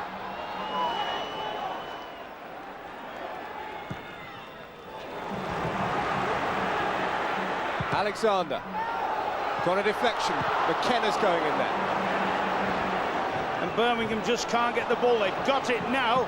Doesn't need to go to goal. What he needs to do is find another yellow shirt. Horsfield. Lazaridis is that extra yellow shirt. Lazaridis with the cross. Murdoch's header away. Fired back in! Oh! Great effort by Brian Hughes. Instinctive and instant and not very far away. If the lesson hasn't sunk in now, they've got to give it the left-sided player. It's a good following in by Hughes. Almost scored in the final of the League Cup and almost has scored a valuable goal there again for Birmingham. Last 2.5 minutes of the 90. The countdown to Cardiff is very much on now on a nail-biting night.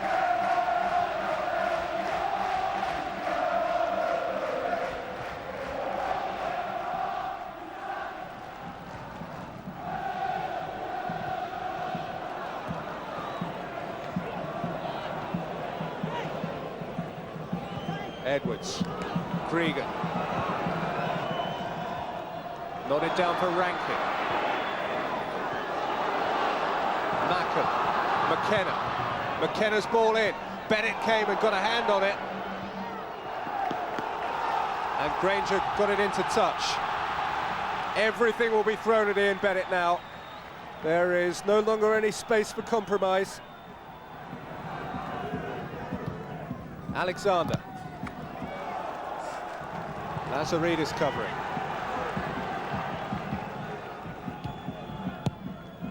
Alexander high and into the mixer, and Bennett came and couldn't get there, and Macklin wanted it, and Johnson hoofed it out. It's going to be a long old last couple of minutes for Birmingham.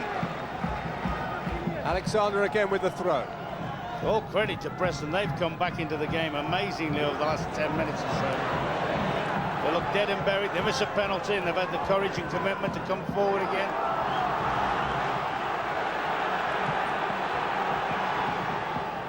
McKenna.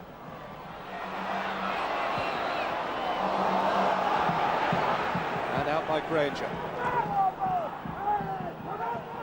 90th minute now. Kidd. He's got to fire it forward.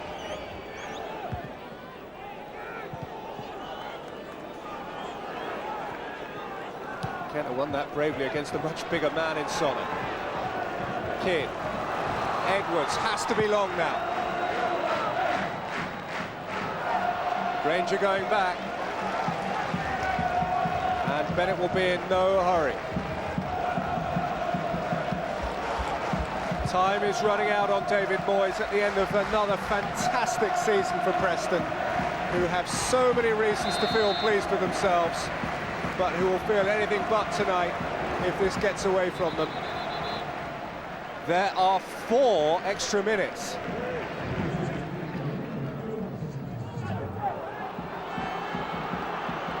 That is going to seem like an eternity.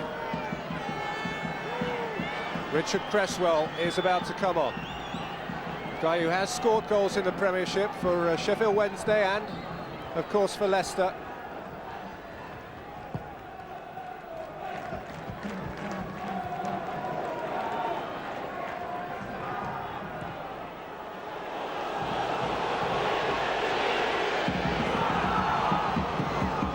Marcelo.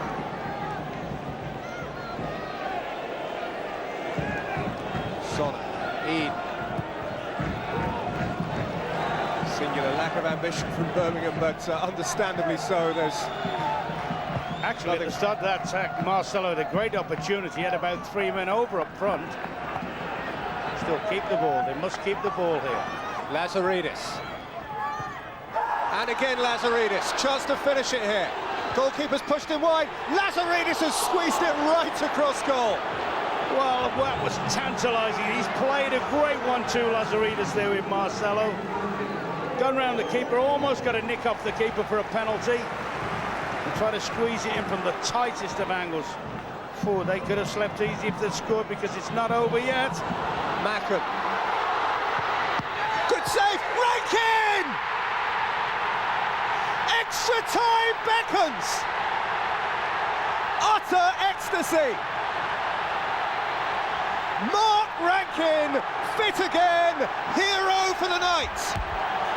Nearly 92 minutes, and David Moyes still sniffs the Premiership.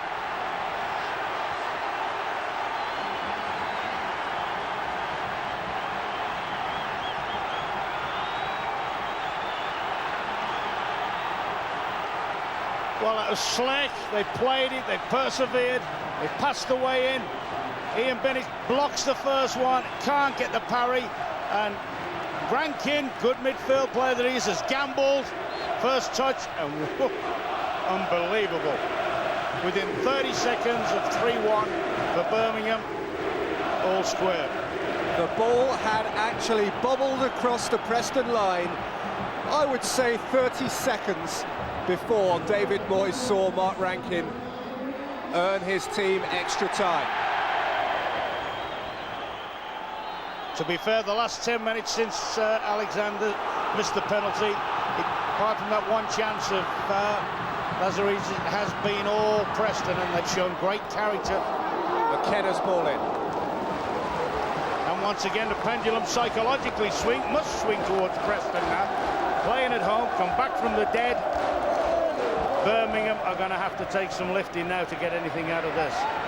Horsfield, Marcelo, Lazaridis, Horsfield.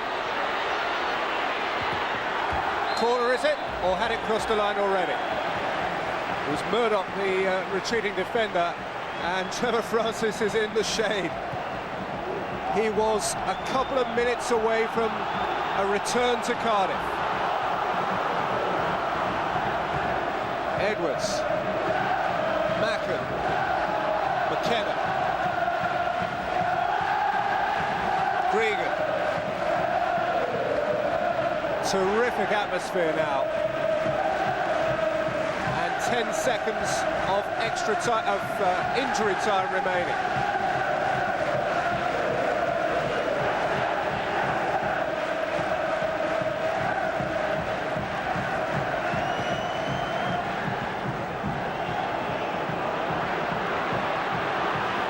Macken, cut out by Granger. Stoppage time at the end of stoppage time. Lazaridis, Horsfield let it go.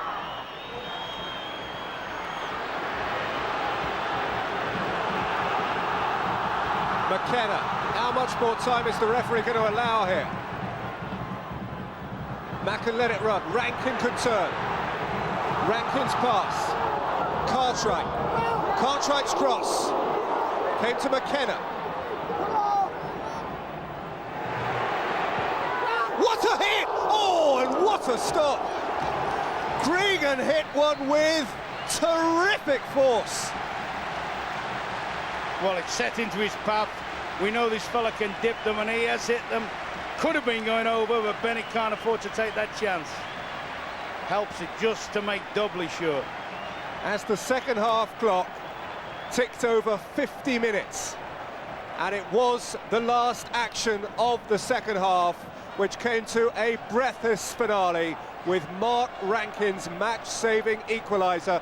2-1 to Preston on the night, 2-2 on aggregate. We have 30 more minutes.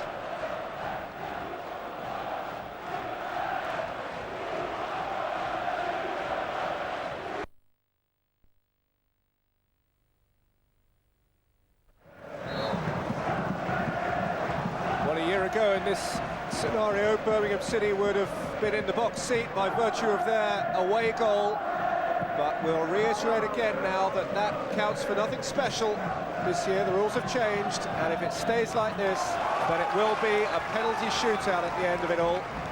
Who do you sense is fancying this more, Ron? Well, when you say fancying, I think psychologically it's been a big swing towards Preston. They're out the game.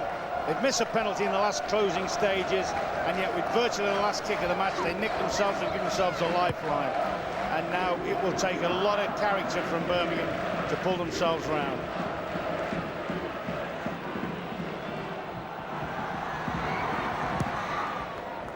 Thumped away by Granger.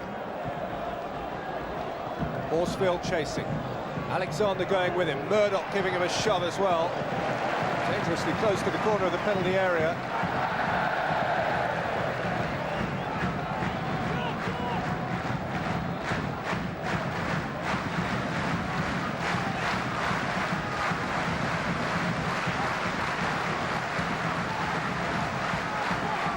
Granger's throw. Lazaridis. Horsfield, Marcelo! Off kid and behind. Birmingham starting extra time with the upper hand in terms of possession and territory. And Preston lumbering forward again for the set piece.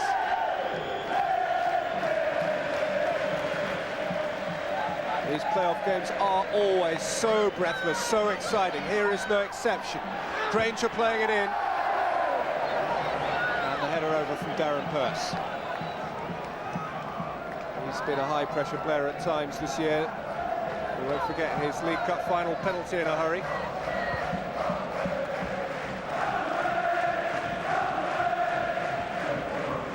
Edwards. Woodhouse wanted it. Edwards has it back. Some tired legs out there now. Yeah, but they've worked all season for this, Peter. They can't afford to be tired now. They've got to draw something from somewhere. At least Preston have the advantage of they've got subs they can bring on. Granger. Horsfield. He's done well here, Horsfield. Horsfield's shot. Lucas was always watching it wide. It's immediately apparent from the goalkeeper's body language that his goal wasn't under threat.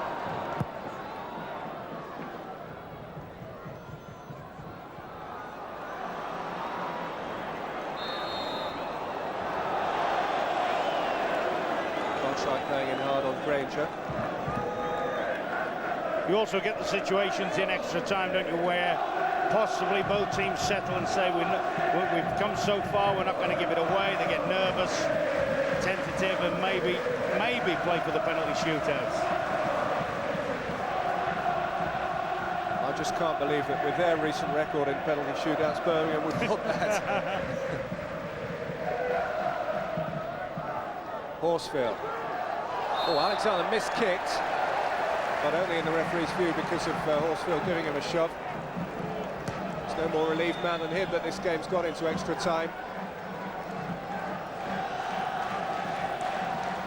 It was almost a perfect penalty. So where penalties are concerned, that often tends to mean that it's just missed the target.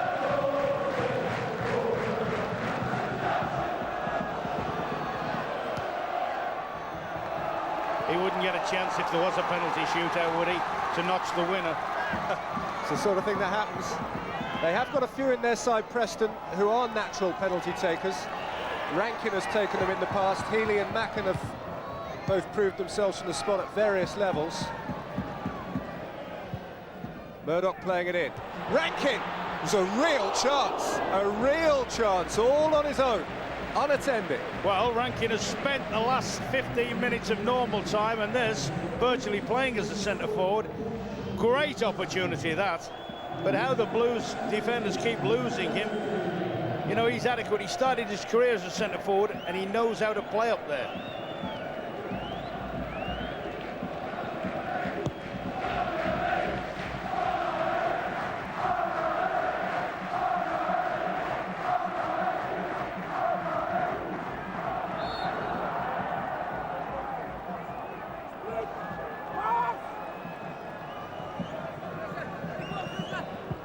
Alexander.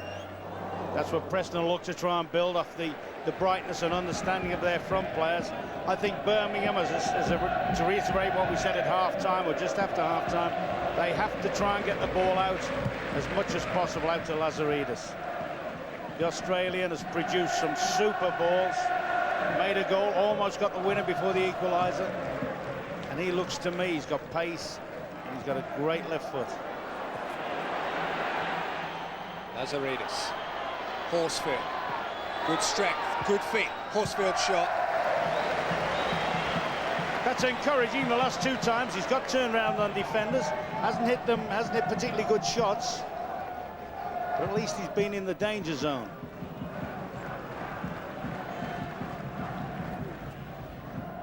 Ready, Jeff, here he comes.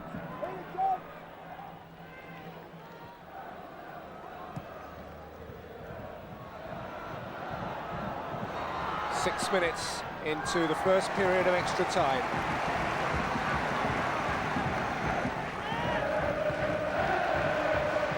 And again, nothing to choose between them, bar volume, and it is great volume now coming from the home support in what is a three-sided ground right now. Ball played in again towards Rankin. This time Pearce could meet it, and then McKenna got a touch. Rankin's coming back from offside. But what a handful he's been in the latter stages of the game.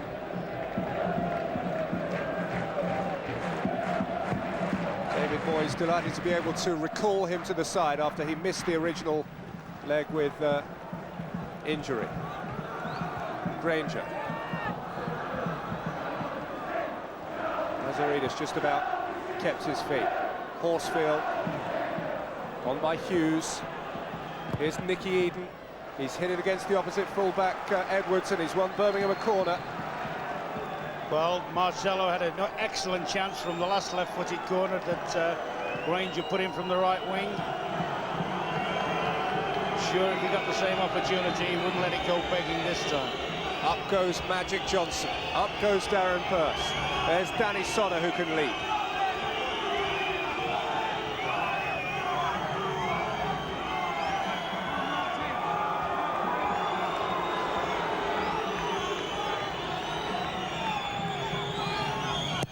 Granger with in-whip. And the header was indeed from Johnson, who was last to arrive and who tumbled at it rather awkwardly. Yeah, I think he saw that late because that would have been an excellent opportunity.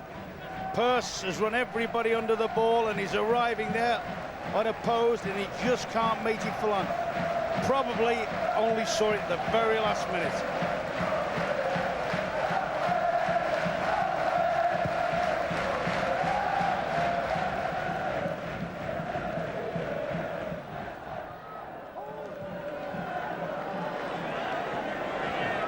Sonner. Eden. Horsfield got ball side of Murdoch, and there were cries of handball, but it was blind side of the referee. Here's Edwards. Rankin's got space to run into, and he has support in either direction, but he only found Granger.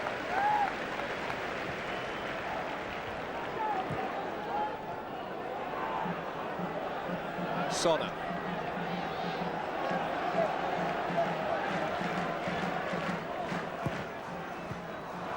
Oh, that's scandalous. Gave it far too cheaply, Martin Granger. Gave it to Gregan. It's played in towards Cartwright, who caused Bennett to go Hurling himself down at the near post. Yeah, not the easiest one to hit. Cartwright's done well. Probably just going wide, and the most relief player there will be Martin Granger. Well, to be fair, isn't a cheap giver away of the ball on the whole.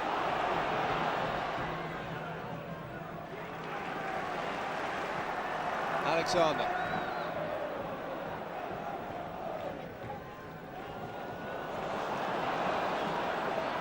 Nazaridis can ferry it clear.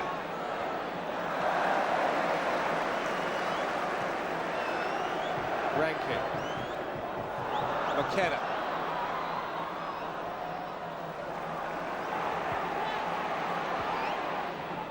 Mackham.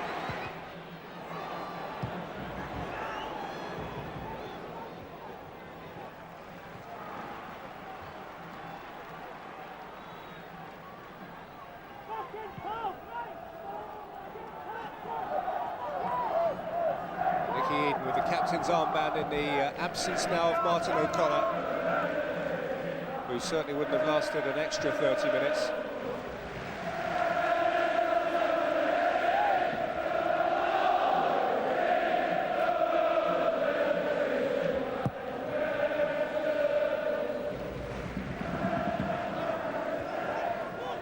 Up by Edwards, chased in by Sonner. Here's McKenna though.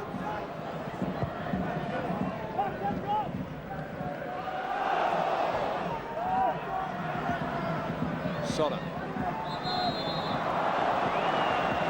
Regan at his back. Too hungrily.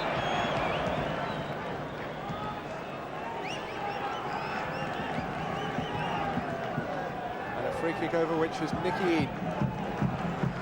Playoff finalist last year, losing playoff finalists. Wants to go a stage further with his new club this time. First again to Ayman. Away by Kidd. Eden.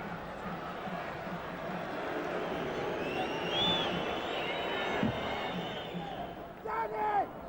That side of it!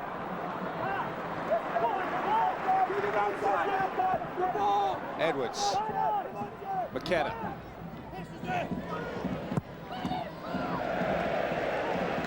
Knocked out by Pearce. Birmingham have certainly taken their fans to the edge a few times this season. Indeed, their whole league season was taken closer to the edge than had been anticipated for long swathes of it, with their horrendous dip in form over the spring since the League Cup final. They just about hung on and got this far, and indeed finished the regular season with a couple of wins. Under the cosh again now, though. Alexander's ball in. Gregan.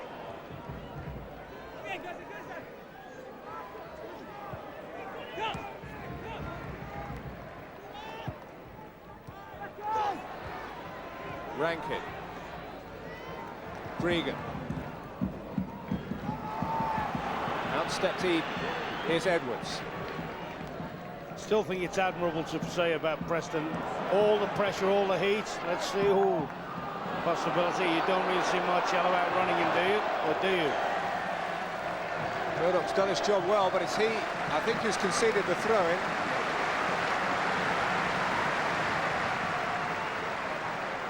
But there's no one hiding from this. They all seem to want a bit of it. If they do, they'll get found out now. I mean, I've been very impressed by the way that Preston have played their way into the game. They've got a good way of playing. Granger, Sonner. Last 90 seconds of the first period of extra time.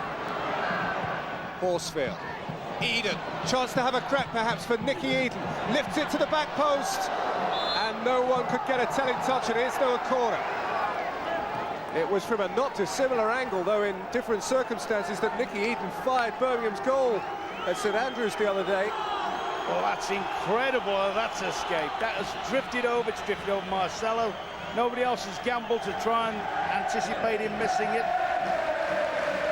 And certainly Birmingham have looked better when they've got into wide areas in the last third and produced crosses.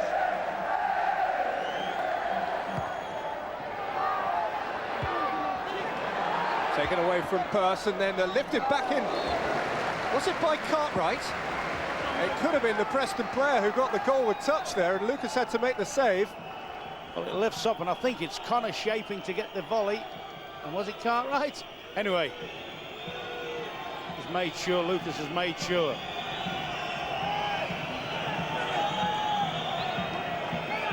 Dying seconds of the first period of extra time. Purse still forward for the corner.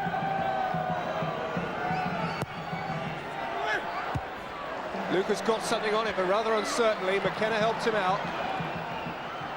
Wide from Woodhouse. Granger's going to have to use his right peg there, and hits it straight at McKenna. Half-time, extra time, a fruitless 15 minutes. 15 minutes follow. A goal then, all penalties.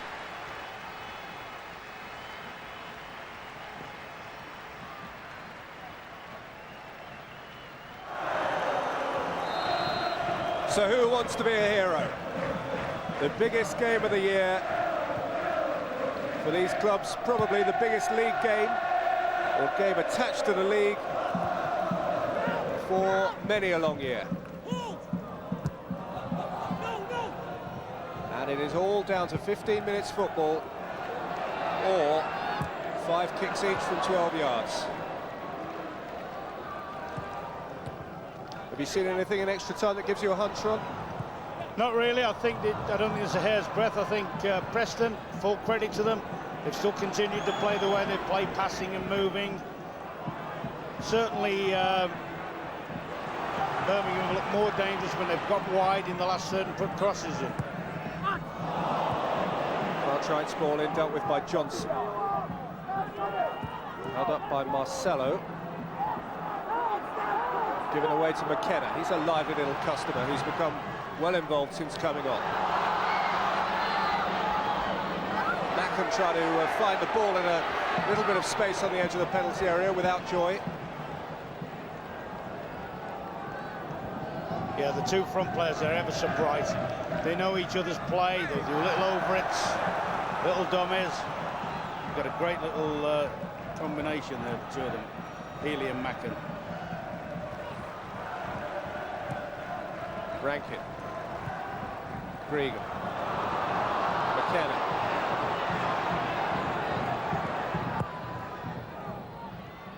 Ball flipped on nicely. And gathered by Cartwright. Got away from Granger and got a decent cross in, and so Bennett was able to gather.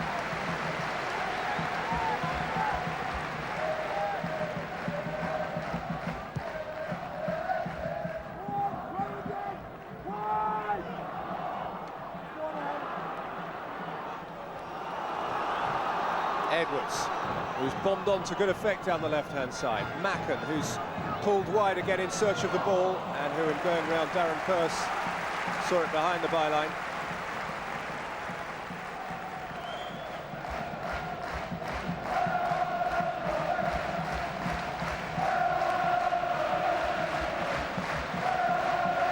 See the Preston mascot there behind the goal, lifting the fans, and the fans in turn lifting the team.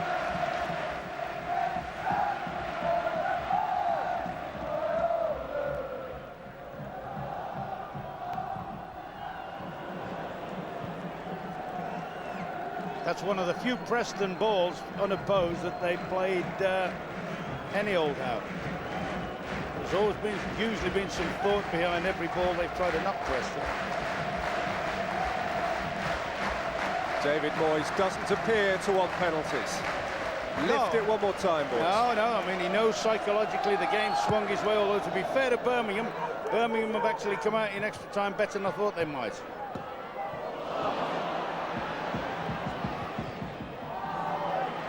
Gregan with an important interception. McKenna clear. Healy chasing. And Bennett communicating and clearing well.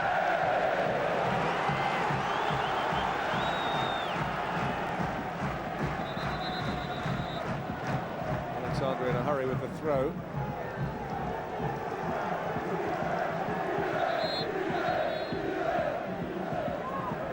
There does sometimes come a point during extra time when teams agree a sort of unspoken stalemate.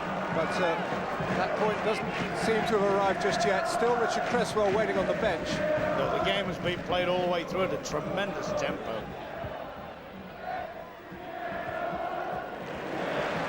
Edwards.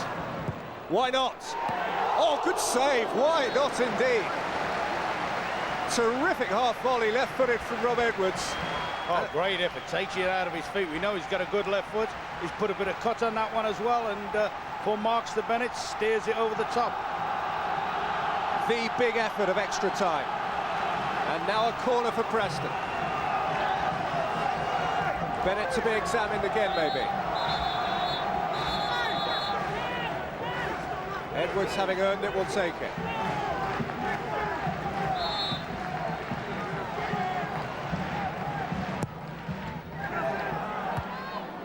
Out by Pearce.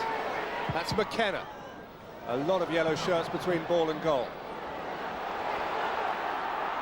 And Marcelo could carry it clear.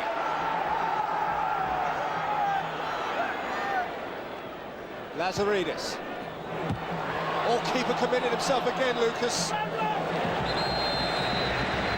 And Woodhouse was making life awkward for him. And goodness knows what sort of a decision the referee's going to come up with there. Another brave, strong, positive run from Lazaridis. You think, can he just knock it out of his feet? He's being hunted and hounded. Gets it into there, just managed to squeeze it to the first post. And Woodhouse is in there, who's come all the distance of the field, and Lucas has kept the thing in play. I'll tell you what, this is breathtaking, end-to-end stuff. It is good stuff. It's cup-tie football, but it's more than that because it means a whole season. It's life and death football, this. Eden. And they know it.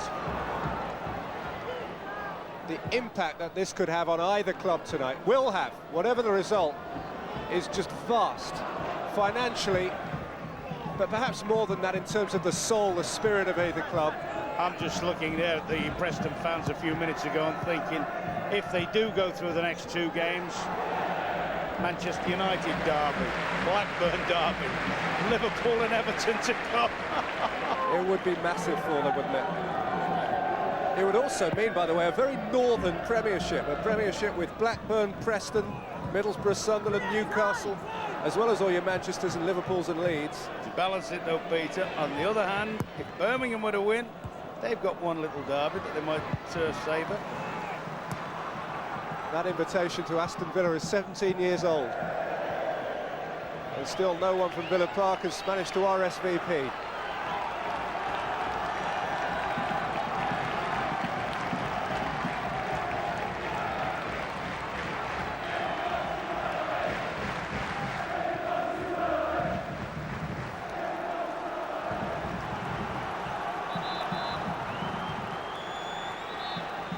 So northern, it's Scottish. And here is Richard Cresswell, who began life at York, made a name for himself right down the league with a prodigious number of goals. He's coming on in place of Macken, whose goals this season have themselves been hugely numerous.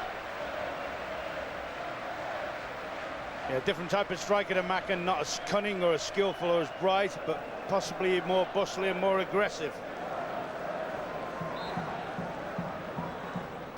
Interesting, Macken therefore of course can't take a penalty if it comes to that.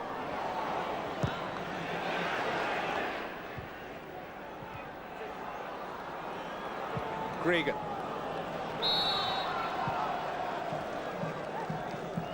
Side against Healy. And there are 7 minutes to play.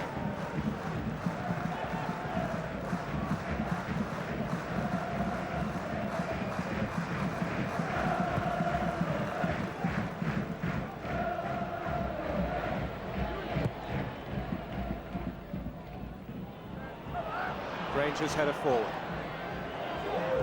Woodhouse. Lifted wide by Pearce. Away by Alexander.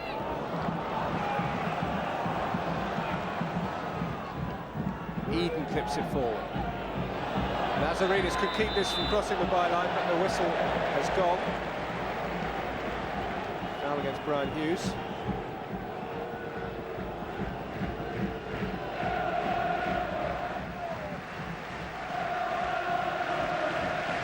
As a manager, Ron, have you picked out your 5 takers yet if you're on the bench? I'd be very surprised if Gregan doesn't take the first one. Still sufficient time to deny anyone that agony. Alexander obviously will take another one. You'd expect Healy to be in for Birmingham. Pearce will certainly rush to the course. Looking, Edwards has got a great left foot. You might be somewhere around. Granger for Birmingham. All I can say is thank goodness Andrew Johnson's not available, because I'd hate to be the manager with that sort of dilemma after his League Cup final agonies. Free kick to Preston now, though, determined that it shouldn't go as far as penalty kicks. Alexander playing it in. Good one to the back post as well. Charged out by Sonnet, in again by McKenna. Clear from Woodhouse. Edwards. Healy. Pearce away. Healy again. Healy turning. Good save again by Bennett. Rankin. And Bennett can claim. What an important extra time period Ian Bennett has had. And this fella's sharp in the box. There's little or nothing there. Turns, hits it towards goal. Full marks to Bennett, manages to keep it out. But Healy's had he's had 3 sightings in the box. The goal, he missed a good chance early on before any score. And that one.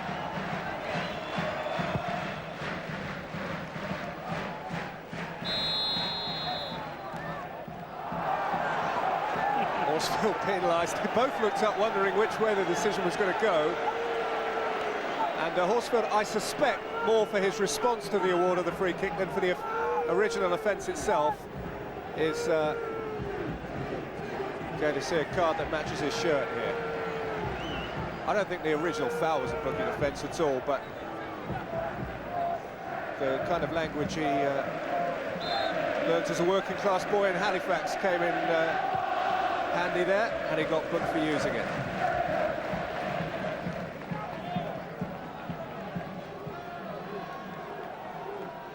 No disrespect meant to the fair town of Halifax.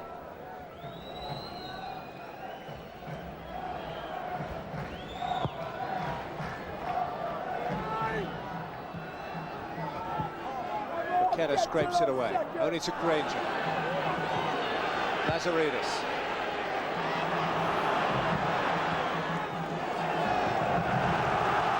Johnson into touch.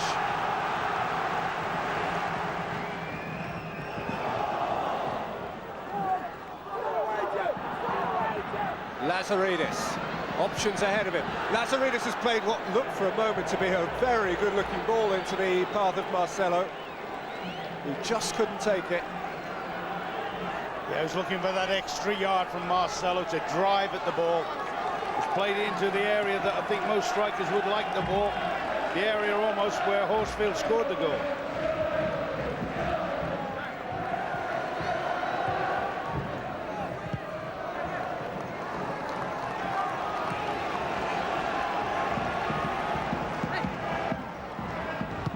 Two and a half minutes of 2 hours football to play, of 3.5 hours football in total over the 2 legs.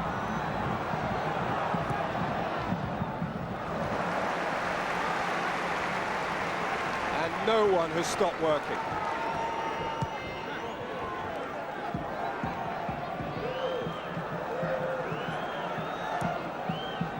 Eden. Horsfield. Hughes. Murdoch away from Marcelo.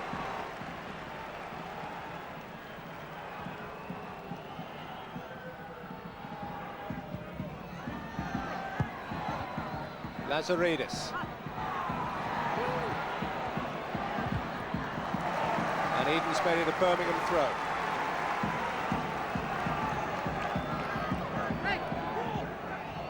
Massively tense, heart-in-mouth football now. Gregan away for Preston.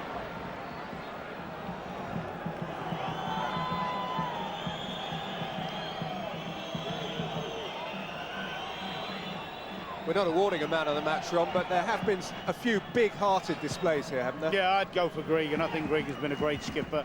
And from Birmingham's point of view, Darren Pearce and Lazaridis, since he's been on, have been very effective. Edwards out from the left-back berth.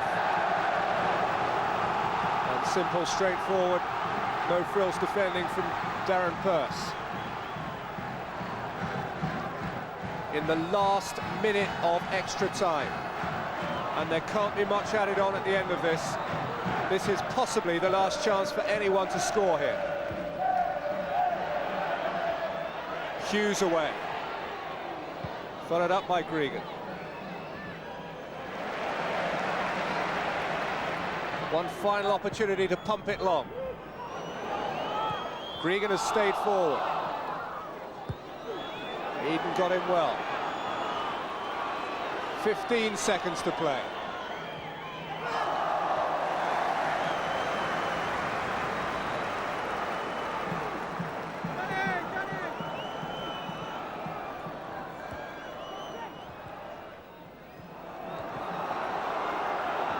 Edwards. Stoppage time. All up now.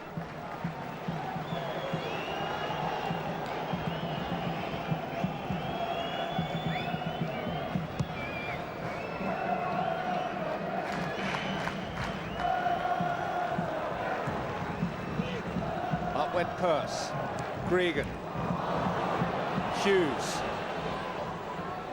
Where's the extra time coming from here?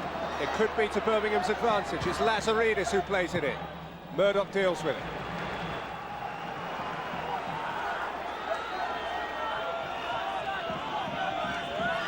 We are dealing in seconds and fractions of seconds now.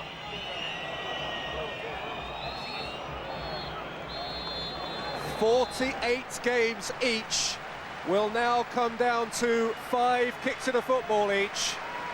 It's penalties for a place in the First Division playoff final.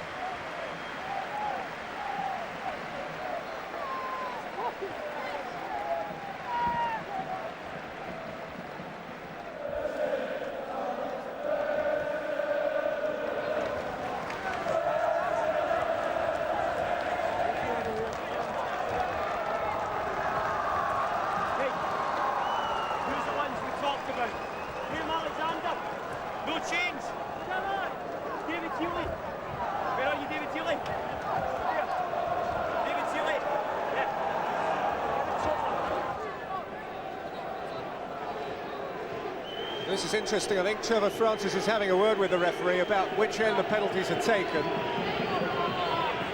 He's incensed, I'm guessing, that they should be being prepared in front of a great bank of Preston supporters, when at the other end there's an empty end, which might appear to Trevor Francis to seem more neutral.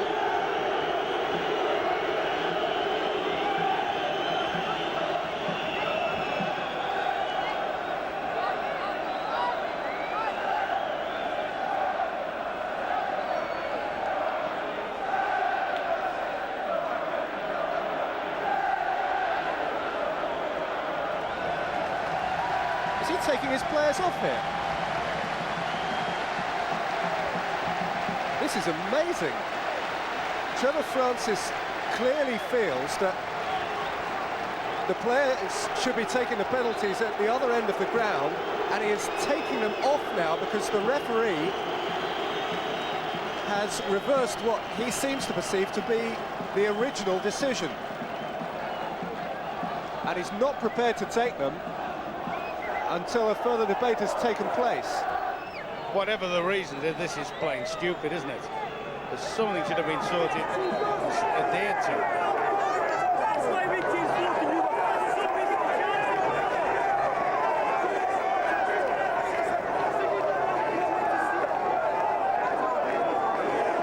Well, it's getting heated between the benches now. David Moyes in pretty loud conversation with Ian Bowyer. Trevor Francis is leading his players away again. He's got to be careful, I would guess. He's obviously got a very strong point to make. I mean, what he's doing, for me, is unprecedented. But is he in danger of forfeiting a game here? Well, the referee has one massive decision to make here. How long does he allow this to go on for before he deems that Birmingham have effectively run up the white flag and surrendered. Clearly, Trevor Francis is in no mood to surrender. Indeed, he's never appeared more bullish the whole evening long.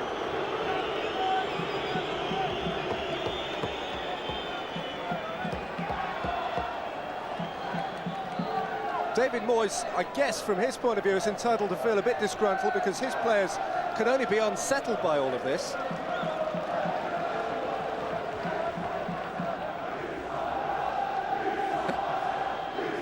Then again. I mean, this is totally unnecessary. There's either a decision being made that the penalties are going to be taken on one end at some given time, be it before the match or after the match or whatever, or after the extra time. It's ridiculous, this.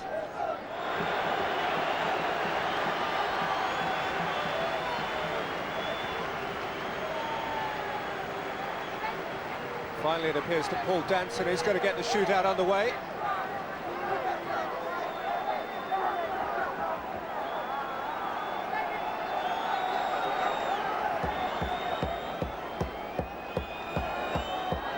It's Preston first up. It's a very good penalty from Graham Alexander. Second time lucky.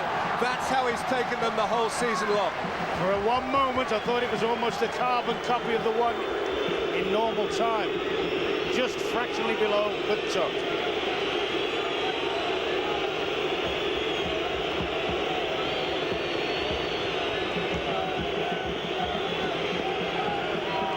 Marcelo, who's had the best chances in normal time in both ties to settle it in Birmingham's favour. Hit the crossbar at St Andrews with a header. And has his penalty saved by David Lucas, advantage Preston.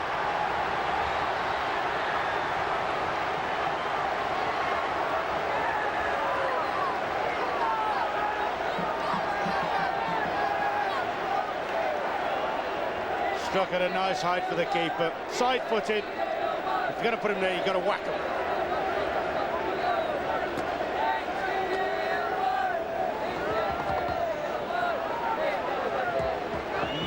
Nervous times. David Healy. No mistake. Very, very good. Very calm. Ideally placed.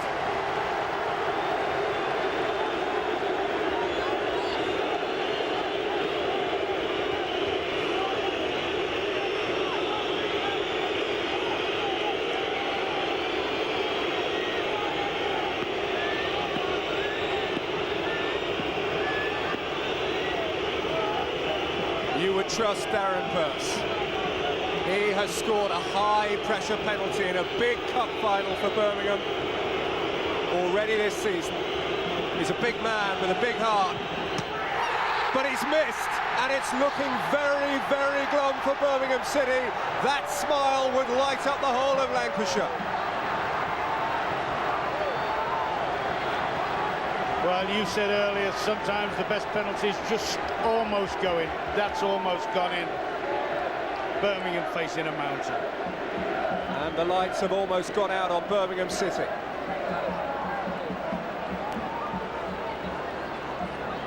It's the skipper for Preston. And if Gregan scores, then Birmingham can't afford to miss another one. Sean Gregan, the driving force of his club. Belter! Preston and David Moyes very, very, very nearly there. He's hit that. Three keepers couldn't have stopped that one. Closing in on the playoff final, closing in on the Premiership. Lazaridis has to score for Birmingham City. And does. 3-1 after 3 each. It's scant consolation for Trevor Francis because the next Preston penalty could be the decisive penalty. It's Rob Edwards, left-footed, left-back. Birmingham have lost one cup competition on penalties this year. They were denied a place in the playoff final 2 years ago, also on penalties. Rob Edwards could put them out here. Edwards for Preston, great save with his leg by Bennett. And still they hang on.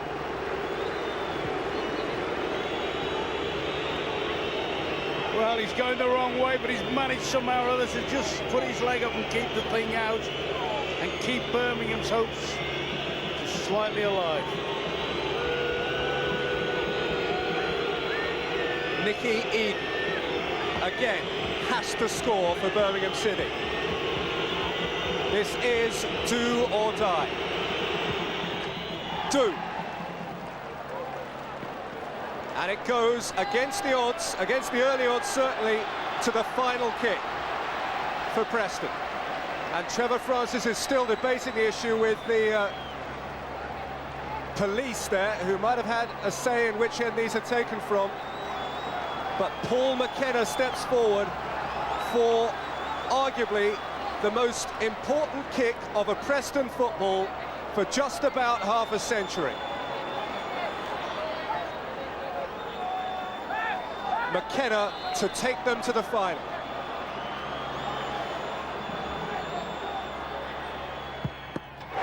Proud Preston march on breathtakingly, breathlessly, on an evening that Deepdale will never, ever forget. You have to feel profound sympathy for Birmingham, who are confounded from the penalty spot for the third time in major competition in very recent history. But you have to feel great glee for David Moyes, for his young Preston side, for this wild footballing town on a night which is quite unforgettable. Preston go through 4-2 on penalties after two legs, finished 2-2 on aggregate.